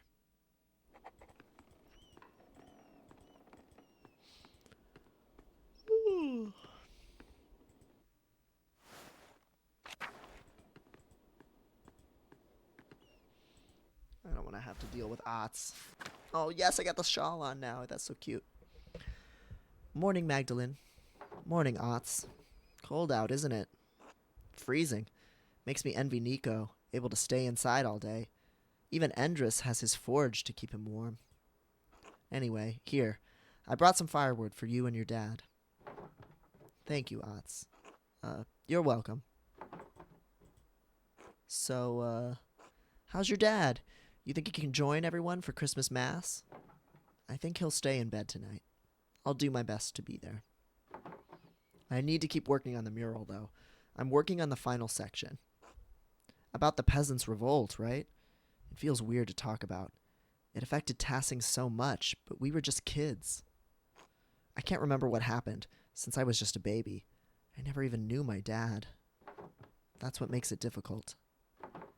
I need to ask those who were already adults that night, but don't want to touch raw nerves. What if you spoke to people while everyone was preparing for the Christmas festivities? Clara sometimes talks about that night. Mom, too. You might be able to ask them. Oh, yes. Andreas's old landlady. Woslav and Matilda are the only two Benedictines left in Tassing. Maybe they'll talk to me. I didn't think of that. Still, the mural is for Tassing, not the old abbey. Agnes has always been in Tassing, right? I'd go to her if I were you. Oh, yeah. She's a card.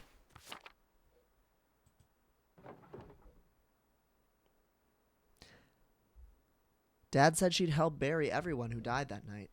I wonder if she'd talk about it. It's your project, Magdalene. Might be worth a try. I wrote to the old archdeacon about it, too.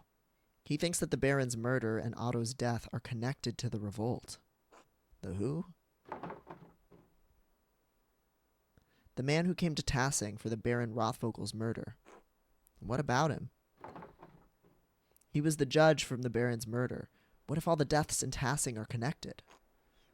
I don't see how that old Baron has anything to do with the revolt. Are you feeling all right? I think you're looking for connections that aren't there. Maybe this mural project is getting to you. I need to get to the bottom of this, Otz. There's something more to all of this. I know it. If you're sure, I'll figure it out somehow. Thanks for the firewood. See you later, Mags. Ugh. Otz is right. I should start talking to people around town. I'd better get started if I want to talk to everyone before the Perchtenlauf. Oh, this is so cute. The breath. The snow. All right. I wonder if some straight people play this game and they're like, oh, it's so funny. Otz is, you know, they like each other. He's just teasing her because they like each other.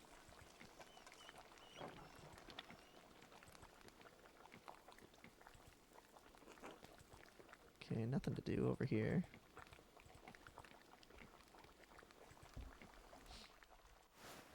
But yes, he did mostly call me Magdalene until the end. Well, he's not out right now. Let's go to the Gertners. I love the shawl. It's so cute. It's so fierce.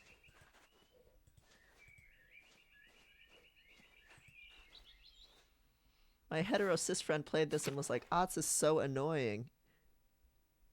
He needs to fuck off. Well, good. That's a cishet person who knows what they're talking about. Hello, Magdalene. Oh my god, look at the little masks and shit they're making. That's so cute. Let's talk to Clara. Hello, Magdalene. I would have thought you'd be working on the mural today. What brings you here? I'd like to sit with you and ask you how you remember the rebellion, so that I can paint it, if that's all right. That was a sad time. If it will help you to memorialize those we lost in the revolt, yes, I'll answer a few questions. I don't mind. I was a little older than you, so I probably remember more, Magdalene. Of course, Magdalene, we'll tell you all you want to know. I've been looking forward to seeing the mural for some months. Come now, sit with us. Look at these pagan-ass masks. This is such a nice inversion of the knitting circle, or the making the yarn, where Andreas was on the outside but eventually helping. And now we're inside and helping. Now that you're all settled, what did you want to know? Did the revolts have anything to do with the other murder that happened in Tassing? Oh, the murder of the Baron, you mean? No, not really. I only remember that Andreas attempted to be a peacekeeper in both situations. I suppose that's when things started going poorly. Yeah, he was not the man for the job. He was an idiot.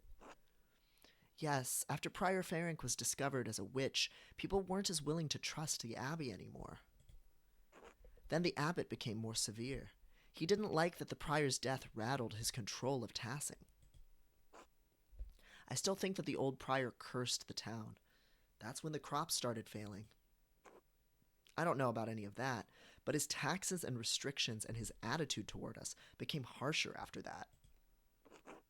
It was all we could do to live by them, but it eventually became too much. Even with all the restrictions, was the revolt really justified? I keep hearing conflicting stories about how it began.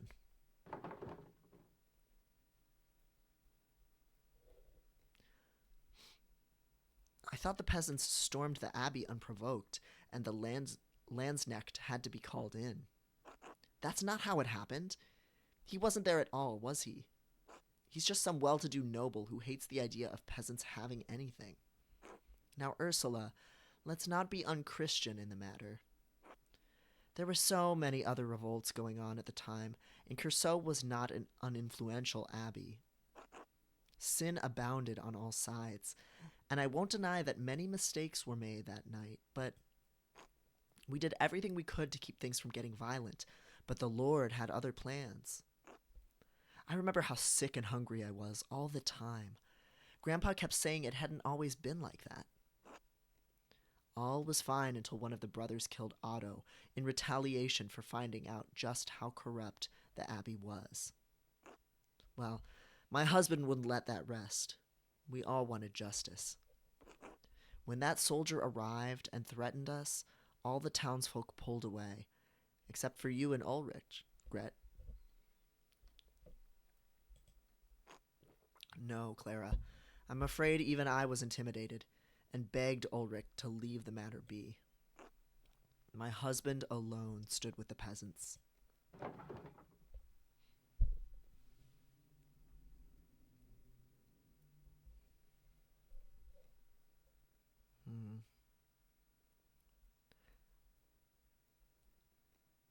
Could the revolt have succeeded if the townsfolk didn't pull away? I still think so. Most of the other townsfolk see the revolt's failure as proof that it was doomed from the start. Truly, if the entire town banded together, we likely could have succeeded without violence at all. By then, we were so starved and wanted justice so much, Peter truly thought success was possible.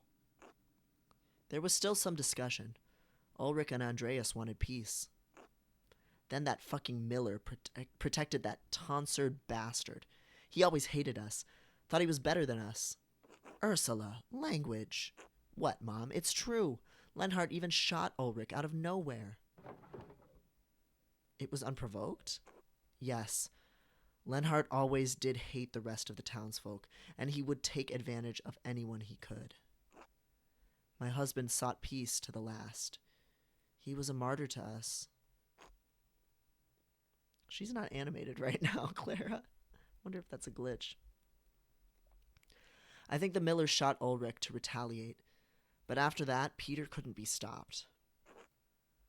We'd lost too much. The burning of the abbey was a grim night, and the soldiers coming in. Our men fought to protect us, to protect Tassing, and many died in that fight. But we got rid of the abbot and all the monks, at least. Yes, and that is some comfort, if only a little. Are there any heroes of Tassing I should memorialize? Dad, definitely. Peter always wanted the best for Tassing, even if he acted rashly by setting fire to the abbey. I hope you can portray him in the best light, Magdalene. I'd rather not talk about that night anymore. I hope we provided enough insight for your work. I won't ask anything further. Thank you, Magdalene. I'm certain the mural will be beautiful.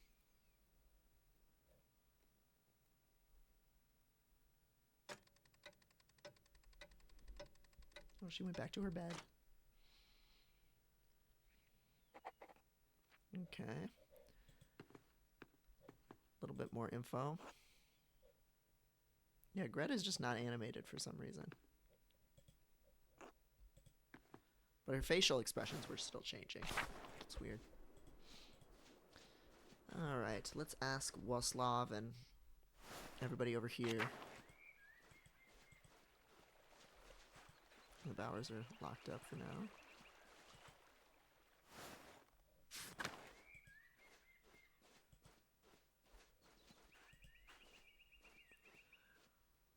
Ooh. Oh, they're not in. Okay.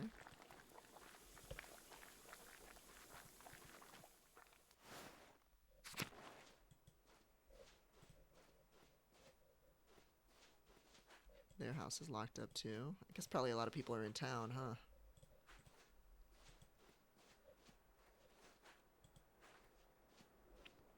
Let's check out the commons.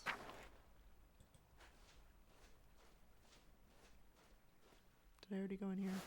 Yeah, I did.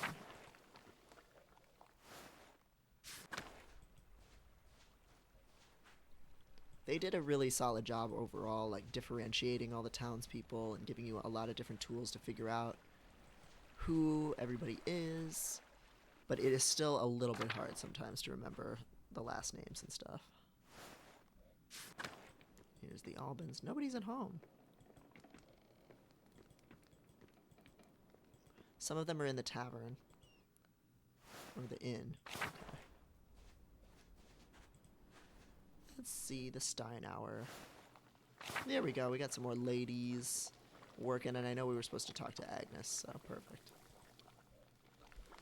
Magdalene Druckerin. I didn't expect to see you today. How is your father? He's not well, honestly. Oh no, I'm so sorry. He'll be in our prayers tonight. Ours as well. Now then, is there something we can help you with, dear? Agnes, you're old. You remember things that happened in this town, right? Ha! Yes, I suppose I do. What are you getting at, Magdalene? If it isn't too much trouble, I'd like you all to recount what you remember of the revolt. I'm nearly done with my mural, but I need more details. I was so young I don't remember much of that night. Oh, for that project of yours in the rat house. I'm afraid I won't have much good to say about the matter, but all right. Come sit down, Magdalene. Don't worry about helping with the wreaths. I'm glad to see that Veronica and Brigida, our lesbians, are still hanging out together. It took me years to get the technique up to Mom's expectations, so you're better off not helping. Pah! You always did fine, Brigida.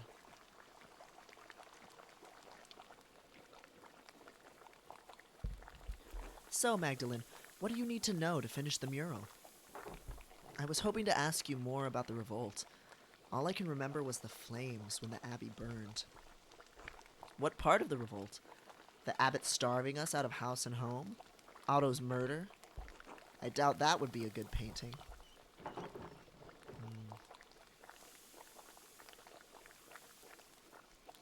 It seems like the abbot at Curceau wasn't on very good terms with Tassing. Everyone but that fucking Miller hated him, with good reason. He only cared for how many pfennigs he could get from us. Brigida, don't forget to twist the ends in. Can't have it looking like a Christmas hedgehog. I'm getting there, Mom. I've looked after Martin and Kraft well enough, haven't I? I can manage this. Yes, well, after your father died, I've got no one left to nag besides you and that husband of yours. Thank God I have the both of you, as a matter of fact. Let an old woman have her vices. The Gertner house was a bit sad. Jorg always gets quiet this time of year. Whatever for? I reckon because the family's been hard-pressed since Peter died. Tassing's lost a good number of folk over the years, and feast days and celebrations make it harder to bear. Hello, Blush Tiger. Thanks for checking out the stream. Glad we could keep you company during your shift for a second. You mean in the revolt, right? The revolt, the murders. That fool Andreas had to meddle in everything. Didn't do too much good, if you ask me.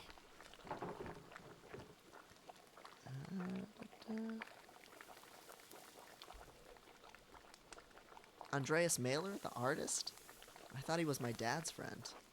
He was, and I can't fault your father for that. Master Mailer was an interesting man. He'd already meddled enough in Tassing after the Baron's murder that he held more sway than he knew. I could understand it the first time. He wanted to save that old monk. I dare say he saw him as a father. And it was proven the prior was a witch, so I suppose he did some good for Tassing then. I think Woslav might be the only person left in Tassing who even remembers the old prior. That's when the trouble started, I say. The townsfolk saw a monk killed, and the abbot was incensed. Then came the revolt, and Andreas Mailer happened to show up nearly the day of Otto's murder. So wait a second. The original suspects for the first murder were Matilda, Prior Ferenc, and Lucky? So if I had gotten Lucky killed, would all of this be different? Because he wouldn't be affiliated with the church?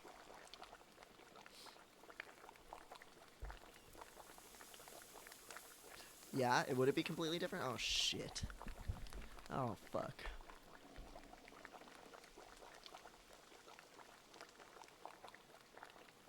Dad always says the townsfolk didn't stand with the peasants as long as they should have. Well, I won't begrudge Claus his opinion, even if he's wrong. Ottilia, that's right. A shame it had happened at all, I think. I knew the revolt was a bad idea from the start.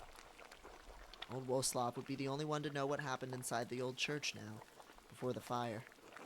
Some like to say things were always this bad, that violence was the only way, but it wasn't. Life got worse over the years. It wasn't like this when I was a child. Not in my grandparents' time either.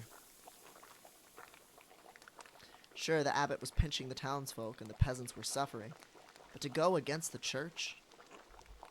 But like you said, things weren't always so bad. We fought to make things right.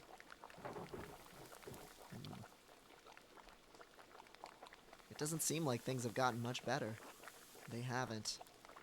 The Archduke's instituted a new lord over us, and he's been sure to inform us he won't tolerate a second uprising. That soldier even warned Peter, but nothing would stop him besides steel.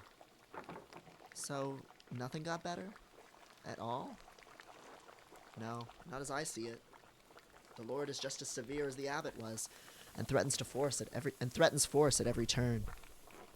That's life. You can struggle and die to accomplish something, and nothing changes. The dead are luckier. They died believing they changed something.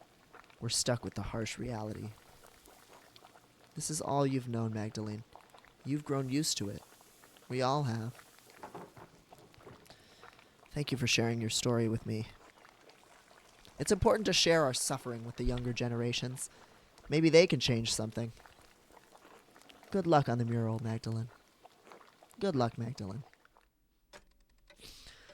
So I've been reading Love and Capital about Karl and Jenny Marx, and one of the big points of dispute between Marx and other communists and socialists, and certainly with the anarchists who were more friendly to violence, especially back then, was about whether you wait for the right moment for revolt or whether you can make the circumstances for revolution happen.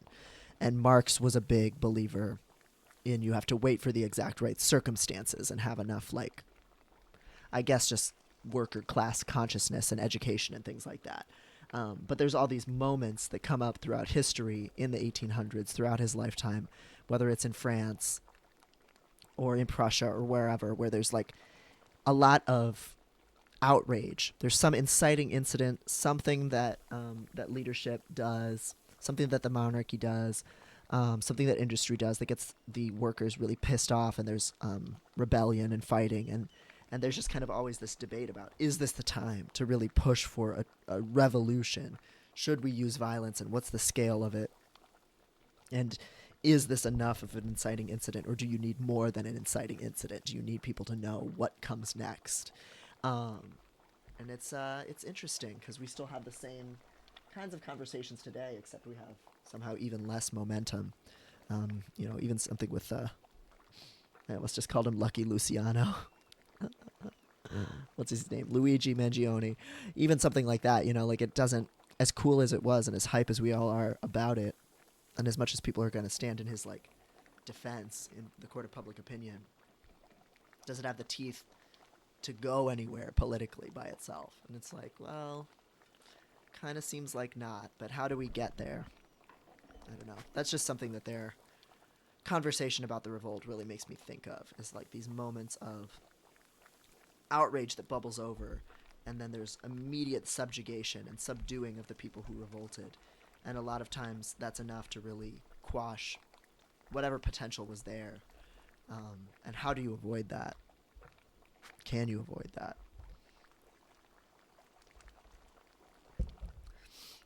Ottilia was also a suspect. I picked her for my first run, and the church was my BFF in the act after. Oh, wow. Yeah, that's really different.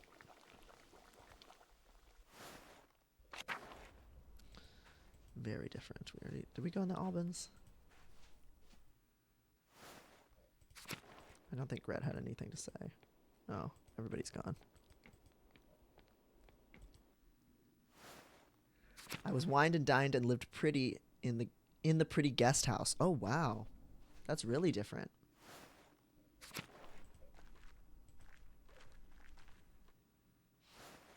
I didn't know so much could be different. Nothing going on here.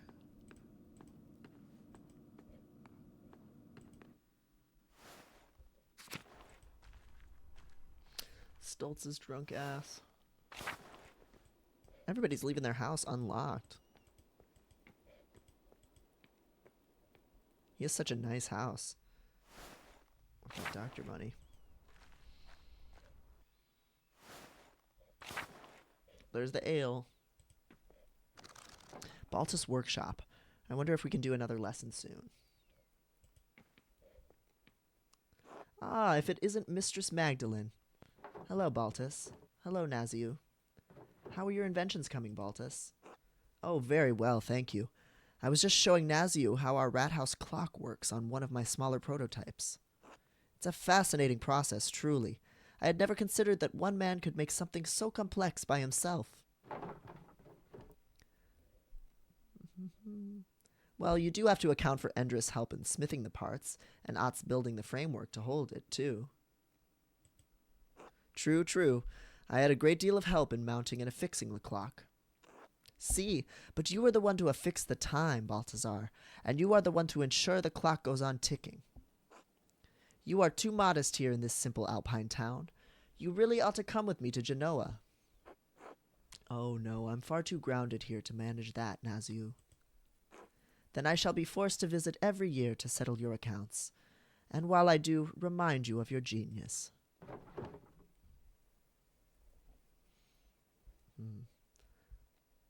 I wish you the best of luck. That is a very long journey. If you do intend to visit Naziu, maybe you ought to stay. Oh, I couldn't possibly. The bank needs me more and more every year. In any case, shall we return to work, Baltus? Oh, yes, of course. Please excuse us, Magdalene. We're rather busy at the moment. Until later, then. Ciao, Magdalene. So is there a way I could have persuaded Baltus to translate the Latin for me?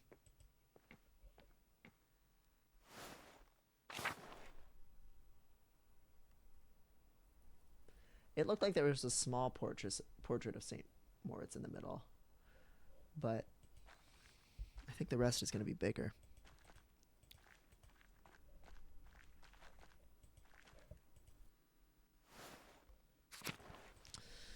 All right. It's most of the houses, I reckon.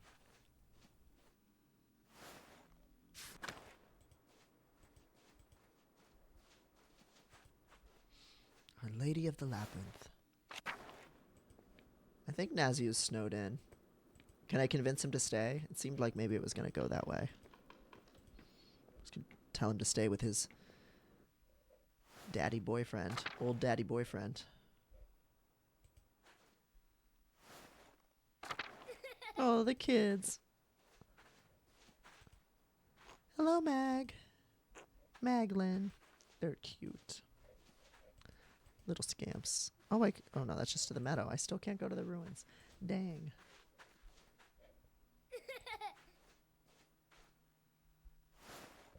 I've been over here in a second.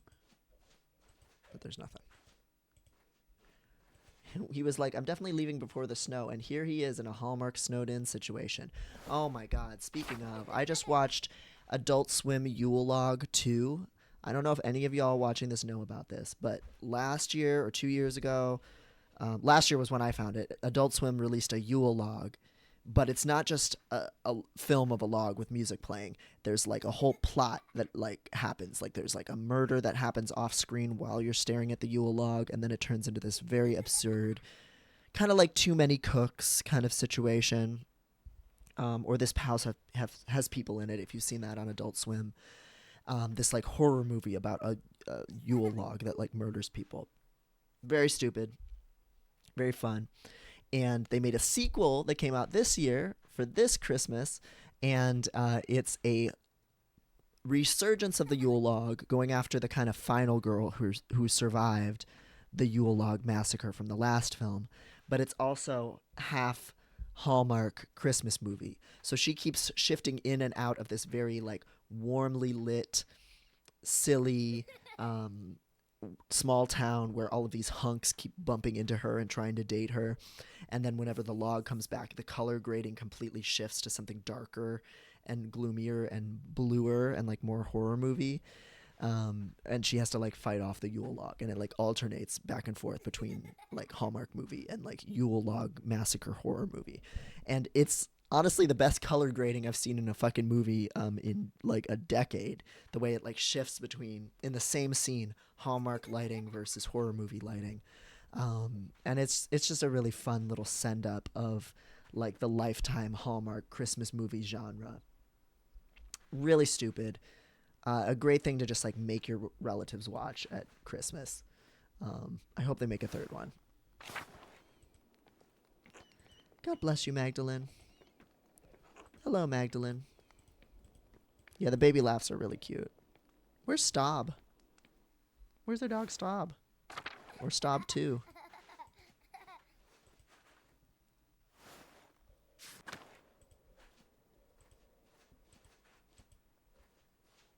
Is everybody just getting turned up at the inn? Well, if it isn't Magdalene, that's me. Ah, good. It's been a while since we've spoken. How are you finding Tassing? Everyone has been quite kind, and no one has thrown anything at me for my music. Considering the circumstances, I'm counting that as a success. I have to admit, I was quite upset that I had missed my opportunity to sing at the Meistersinger competition.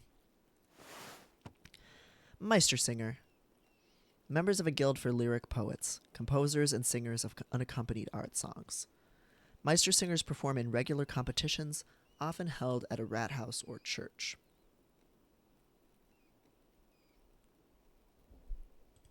Yeah, the Yule logs, like most of the Yule logs are just like a theme. Like there's a Harry Potter one that my family likes, where you are just in like whatever, one of the school's houses, around the fireplace, and there's like music from the movie and like little animated things, and it just plays for like an hour, and you just put it on the TV while you're opening presents or whatever. But this one starts out like that, and then it turns into like a full blown like weird horror film.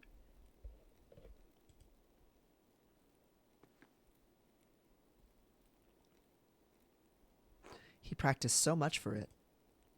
Yes, it's hard not to view the last year as a waste. Really? The whole year's a waste? Seems like it. I don't know. Maybe I'll view it differently someday. I felt like everything was building up to this one performance, and now it's not going to happen. Well, you have an audience here, the people of Tassing. And perform for them I will. I love performing for people wherever I go. When I sing for people, I want to move them. I want to see it on their faces. It's only in that moment that I can connect with them. That's the only truth I know. Meistersinger judges will rate me as they will, but that's not why I want to perform for them. I want to move the masters the way they moved me. Does that make sense?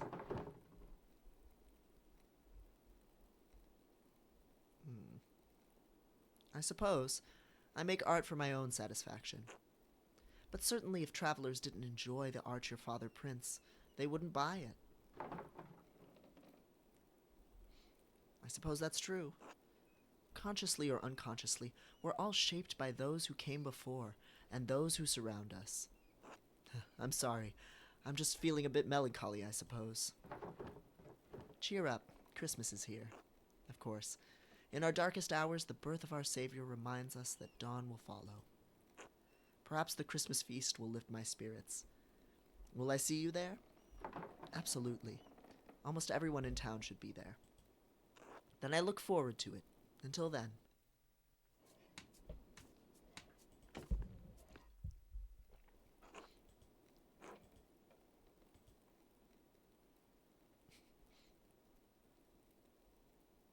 Hello, Magdalene. Hello again, Casimir's. How are you finding Tassing's winter?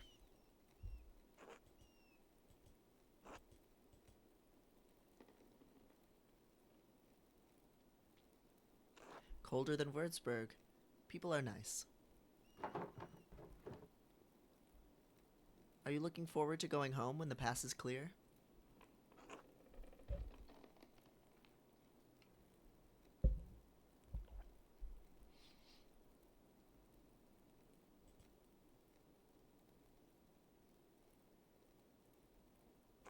Yes.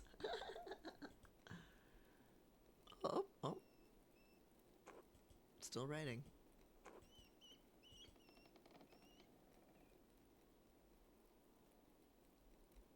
Tassing's nice, but I miss my home. I hope you'll get to see it again soon.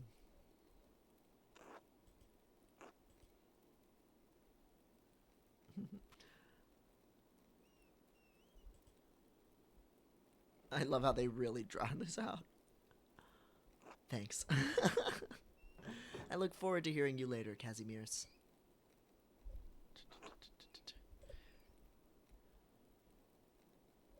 Thank goodness for literacy, right? Thanks. God bless you.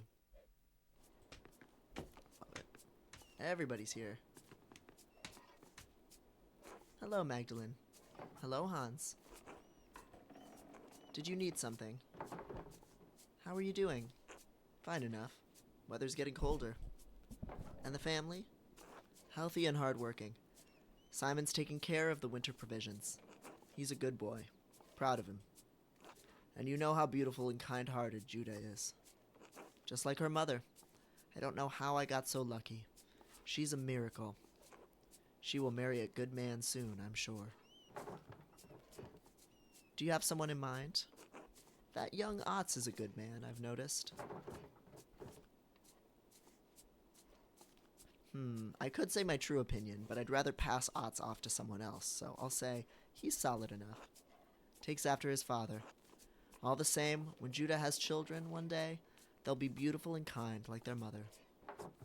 There are worse things to be, I guess. I did my best to raise her right, but her best qualities are all Helwig. Give yourself a little credit, Hans. Kind of you to say, Magdalene. I should get back to it. Until later. Until then. There's Judah. God bless you, Magdalene. Hello, Václav. I have an odd question for you. Oh? When I was exploring the Abbey for the mural background, I stumbled upon some stray cats. Were there a lot of cats during your time? Yes, as a matter of fact, there were. There were always cats around the Abbey, but one summer they started begging for food. Persistent little creatures. Brother Lucas swears he never fed them, but I have my doubts. Oh, that was the cook. We didn't get to know him very well. Well, they seem to have made the Abbey their home now. Ha! Good for them. At least someone is making use of that old structure. Thank you for telling me, Magdalene. Be well, Václav.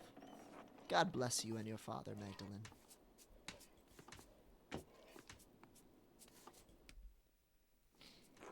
Ah, hello, Magdalene. Hello, Magdalene. How's the weather? We've been prepping for the feast in here all day. Fresh and brisk, perfect for a walk. Ugh, you're better than me. I'll stay in here, where I can keep my fingers warm. You'd better keep your fingers out of my dough, Master Bauer. I didn't do anything. You've snuck your little fingers into my cookie dough 3 times today. Do it again, and I'll wrap your knuckles with the back of my spoon. Don't anger Mistress Matilda, Simon. Yes, sir. Sorry, Mistress Matilda. We need enough dough to make cookies for the entire town. You can't be eating it all. Anyway, what did you come in for, Magdalene?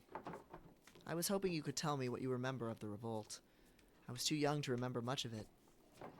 No one ever seems to talk about it, and Mistress Matilda and Master Václav, you two are the only ones left who used to live in the Abbey. The only ones who stayed, anyway. Matilda and I had been friendly enough with the people in town. We put it behind us in time. You can imagine the other brothers had little reason to remain. Poor old Adoc's heart gave out that night. Oh no, Adoc died. It was all too much for him. God rest his soul. I'm not sure what happened to the others. All gone in any case. But the whole thing is a sensitive subject, Magdalene. Why are you asking?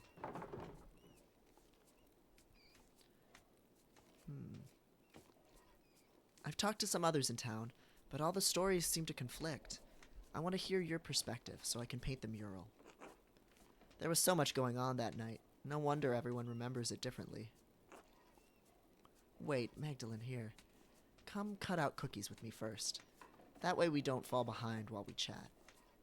We'd be grateful for the help. Ooh, boy. We haven't gotten to do one of these in a minute. All right, Magdalene. Cut out cookies from the dough and set them aside so Simon can put them on a tray. We need a good number in a variety of shapes, so don't hesitate to change which cutter you use.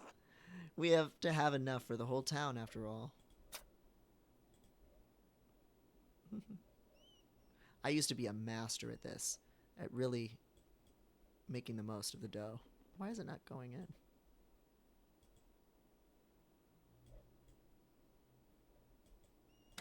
Okay. I used to be able to get the fucking most out of the dough like this. I guess it's not the border. I'm doing it too much like real life and trying to get it on the border.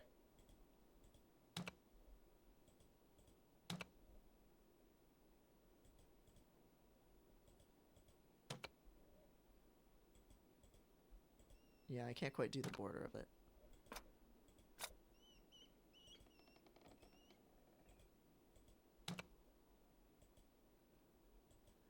Of course, you can always roll the dough back up.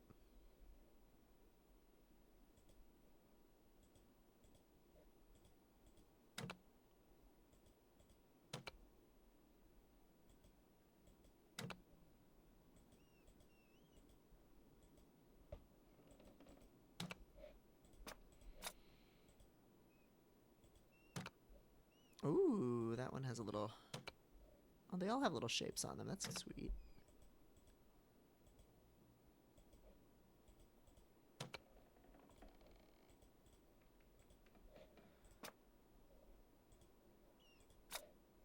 Get another bird or two in here. Yes, we can. This is very important.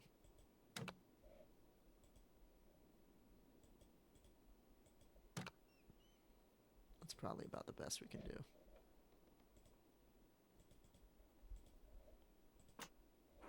Are you done? These look wonderful, thank you. You can make more if you want, but it looks like we have enough. I think that's good for now. Thanks for helping, Magdalene. We better keep going if we're going to have everything ready by the procession tonight. So, what can we tell you, Mags?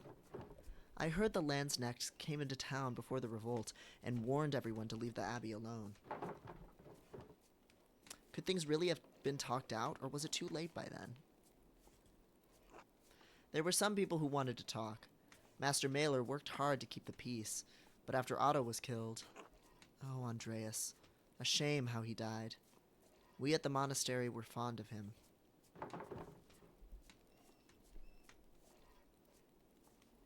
Clara said she and the other peasants felt the same way. Yes, Andreas did a lot of good for Tassing, and Curceau too. Even if the old abbot failed to admit that. He even revealed corruption in our midst, in our own midst. The old prior Ferenc had been doing witchcraft in the church. I still grieve that he died in the abbey fire. I know your father does too, Magdalene. But wasn't the revolt in general justified? Yes, I think so. We couldn't even collect in the forest without a fee. Dad kept saying we couldn't live with higher and higher taxes. The night Otto died, the abbot was trying to excommunicate everyone for celebrating St. John's Eve. A lot of people thought the abbot killed him in revenge. Turns out it was Brother Guy. He was embezzling funds from the abbey. Still, after Otto and Ulrich, that was too much. We burned the mill, with both bastards inside. The abbot promised to help if Andreas found the person who killed Otto. All we wanted was to talk. But didn't you just say you just burned down the mill? Yes, but only to protect ourselves. Lenhart and Guy were both murderers. It was too much for Peter. Lenhart was one thing. He just killed Ulrich, but to burn the abbey. But when the Landnex saw the fire, they thought they had another revolt on their hands. Even Father Gournot couldn't stop them. We all fled. Brother Florian saved as many as he could, but... Peter was wrong to burn the abbey. But what the soldiers did, that was awful. I thought the knights were supposed to protect people, like in Parzival. That's her, like, Blorbo fucking book. Not everything's like Dragon Ball, Magda. Rarely does real life match the heroism of stories, Magdalene. Dad died protecting me. Stabbed in the chest. He was kind of a dick, though. I don't even remember what he was wearing, but I remember how dark the blood was when we found him. Almost black and sticky, like treacle. Dad socked one of the soldiers in the face, but another was right there, and... Oh, Magdalene, can we stop talking about this? All right. We'll see you after the procession, Mags. Until then...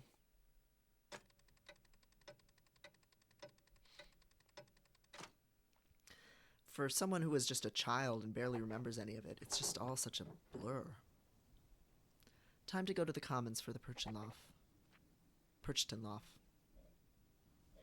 Looks like I can't really do anything otherwise.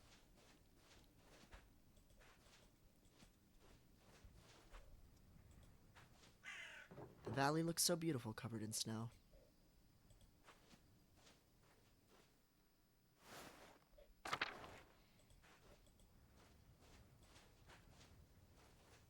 Yep, everything's all locked up, most likely. Most likely.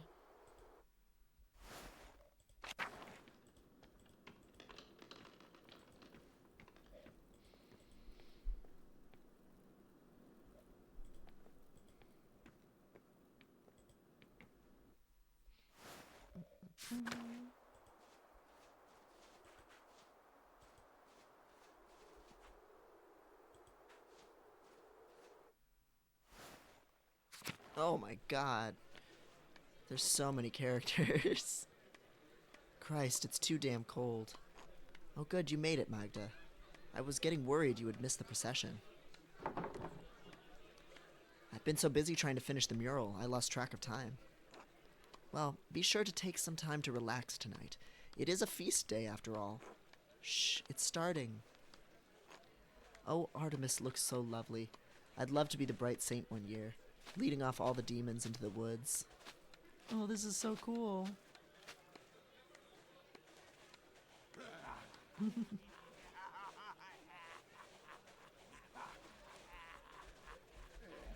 The kids. Look at the kids standing brave. Oh, that's so cute. I love this one with like the drawn-on salad fingers ass-faced. Or like the little pencil drawing of SpongeBob. That's the only type of boys that'll follow you, Artemis. Ha ha. Apollo, stop that. Sorry, Mom. Christina, see the Perchton? So scary. I don't like it. Shh, Andreas, you're all right. They're only costumes. Big masks that our neighbors are wearing, remember? Oh, it's so cold. Magdalene, would you want to be the bright saint or one of the Perchton? Oh, a Perchton. They're so spooky. I think the masks would get stuffy, but it would be fun to take any part. You'll get your chance, don't worry. Tassing's done the Perchtenlauf as long as I can remember. Everyone in town's been a part of the procession before. Well, except for you young ones yet. I wish Dad could be here. He'll see next year, surely. And you can go home and describe it all to him. As beautiful as ever.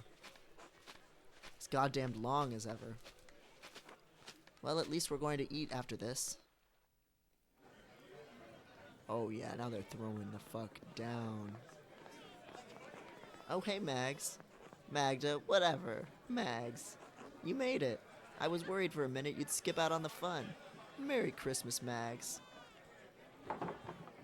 Hello, lamppost in winter. Lamppost in winter. Yeah, here we are. We're winding through. I think we'll need one more stream to finish the game properly. But we got through a lot of the mural painting today.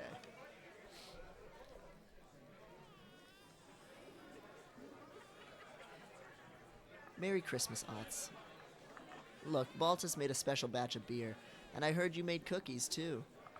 Alexander and Kaz look like they're going to play something, too. Did you forget Casimir's name, or are you giving everyone nicknames tonight? Oh, that's a secret, Mags. Come on, let's go get some food. I love how his scrawl is more wonky, and you can tell he's drunk from that.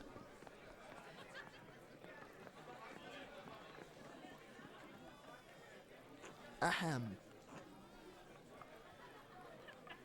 Hey. Everyone listen up. Jorg would like to speak. Yes. Thank you, Veronica. On behalf of the town council, I wanted to thank everyone for coming tonight. This year has been tough on all of us. We've had more snowfall than anyone can remember, and the early frost gave us a small harvest. Folk haven't come through the pass as often. Nico, you've been short of customers, and we've all missed the trade. Alexander and Casimirs, you've been kept from your journey. Naziu, the snow has kept you from returning home. And I know we've all felt the lack of Klaus in town, as he's been bedridden these past few months.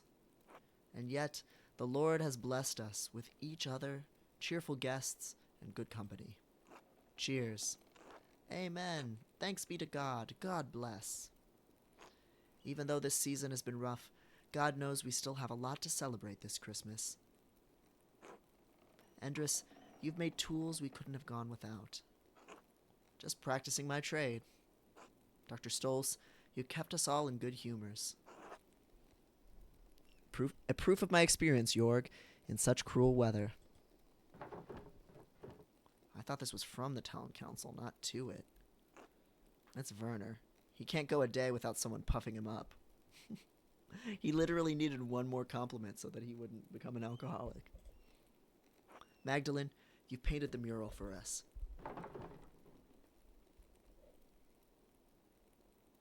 I only wish that my father was here to celebrate its close completion with you all. As do we all. Alexander and Casimirs, you've spread good cheer in the early winter nights. Our pleasure, truly. And especially tonight, I think we should thank Baltus for making such a wonderful beer for us all to enjoy. Huzzah! Hooray for Baltus! God bless! Hear, hear! No, please. Naziu helped tremendously. It's thanks to him, really. Ah, well, grazie. And thanks to our Lord, who has so graciously provided for this feast. Lord protect him. Yeah, thanks to the man's deep pockets. Casimirs and I shall play later in the evening, so please come to us with songs if you have one in mind. Sing the shepherd's mistress, let's have a dance, cheers. Well, that's it, everyone. If I may, Jorg, I'd like to bless this great feast our Lord has provided for us. Of course, Father. Today we have come together to celebrate the birth of our Lord and Savior, Jesus Christ. Just as our Lord has provided for us with this meal, so too did Christ provide us with the bread of life. So please, join with me in prayer. Bless us, O Lord, and these thy gifts which we are about to receive. Through Christ our Lord, amen. Amen. Amen.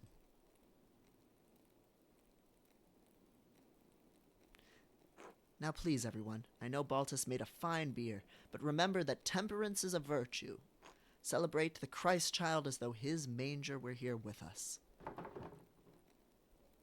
Wasn't the whole point that there wasn't any room in the inns? He's really reaching this year, isn't he? Merry Christmas, everyone. Finally, let's eat.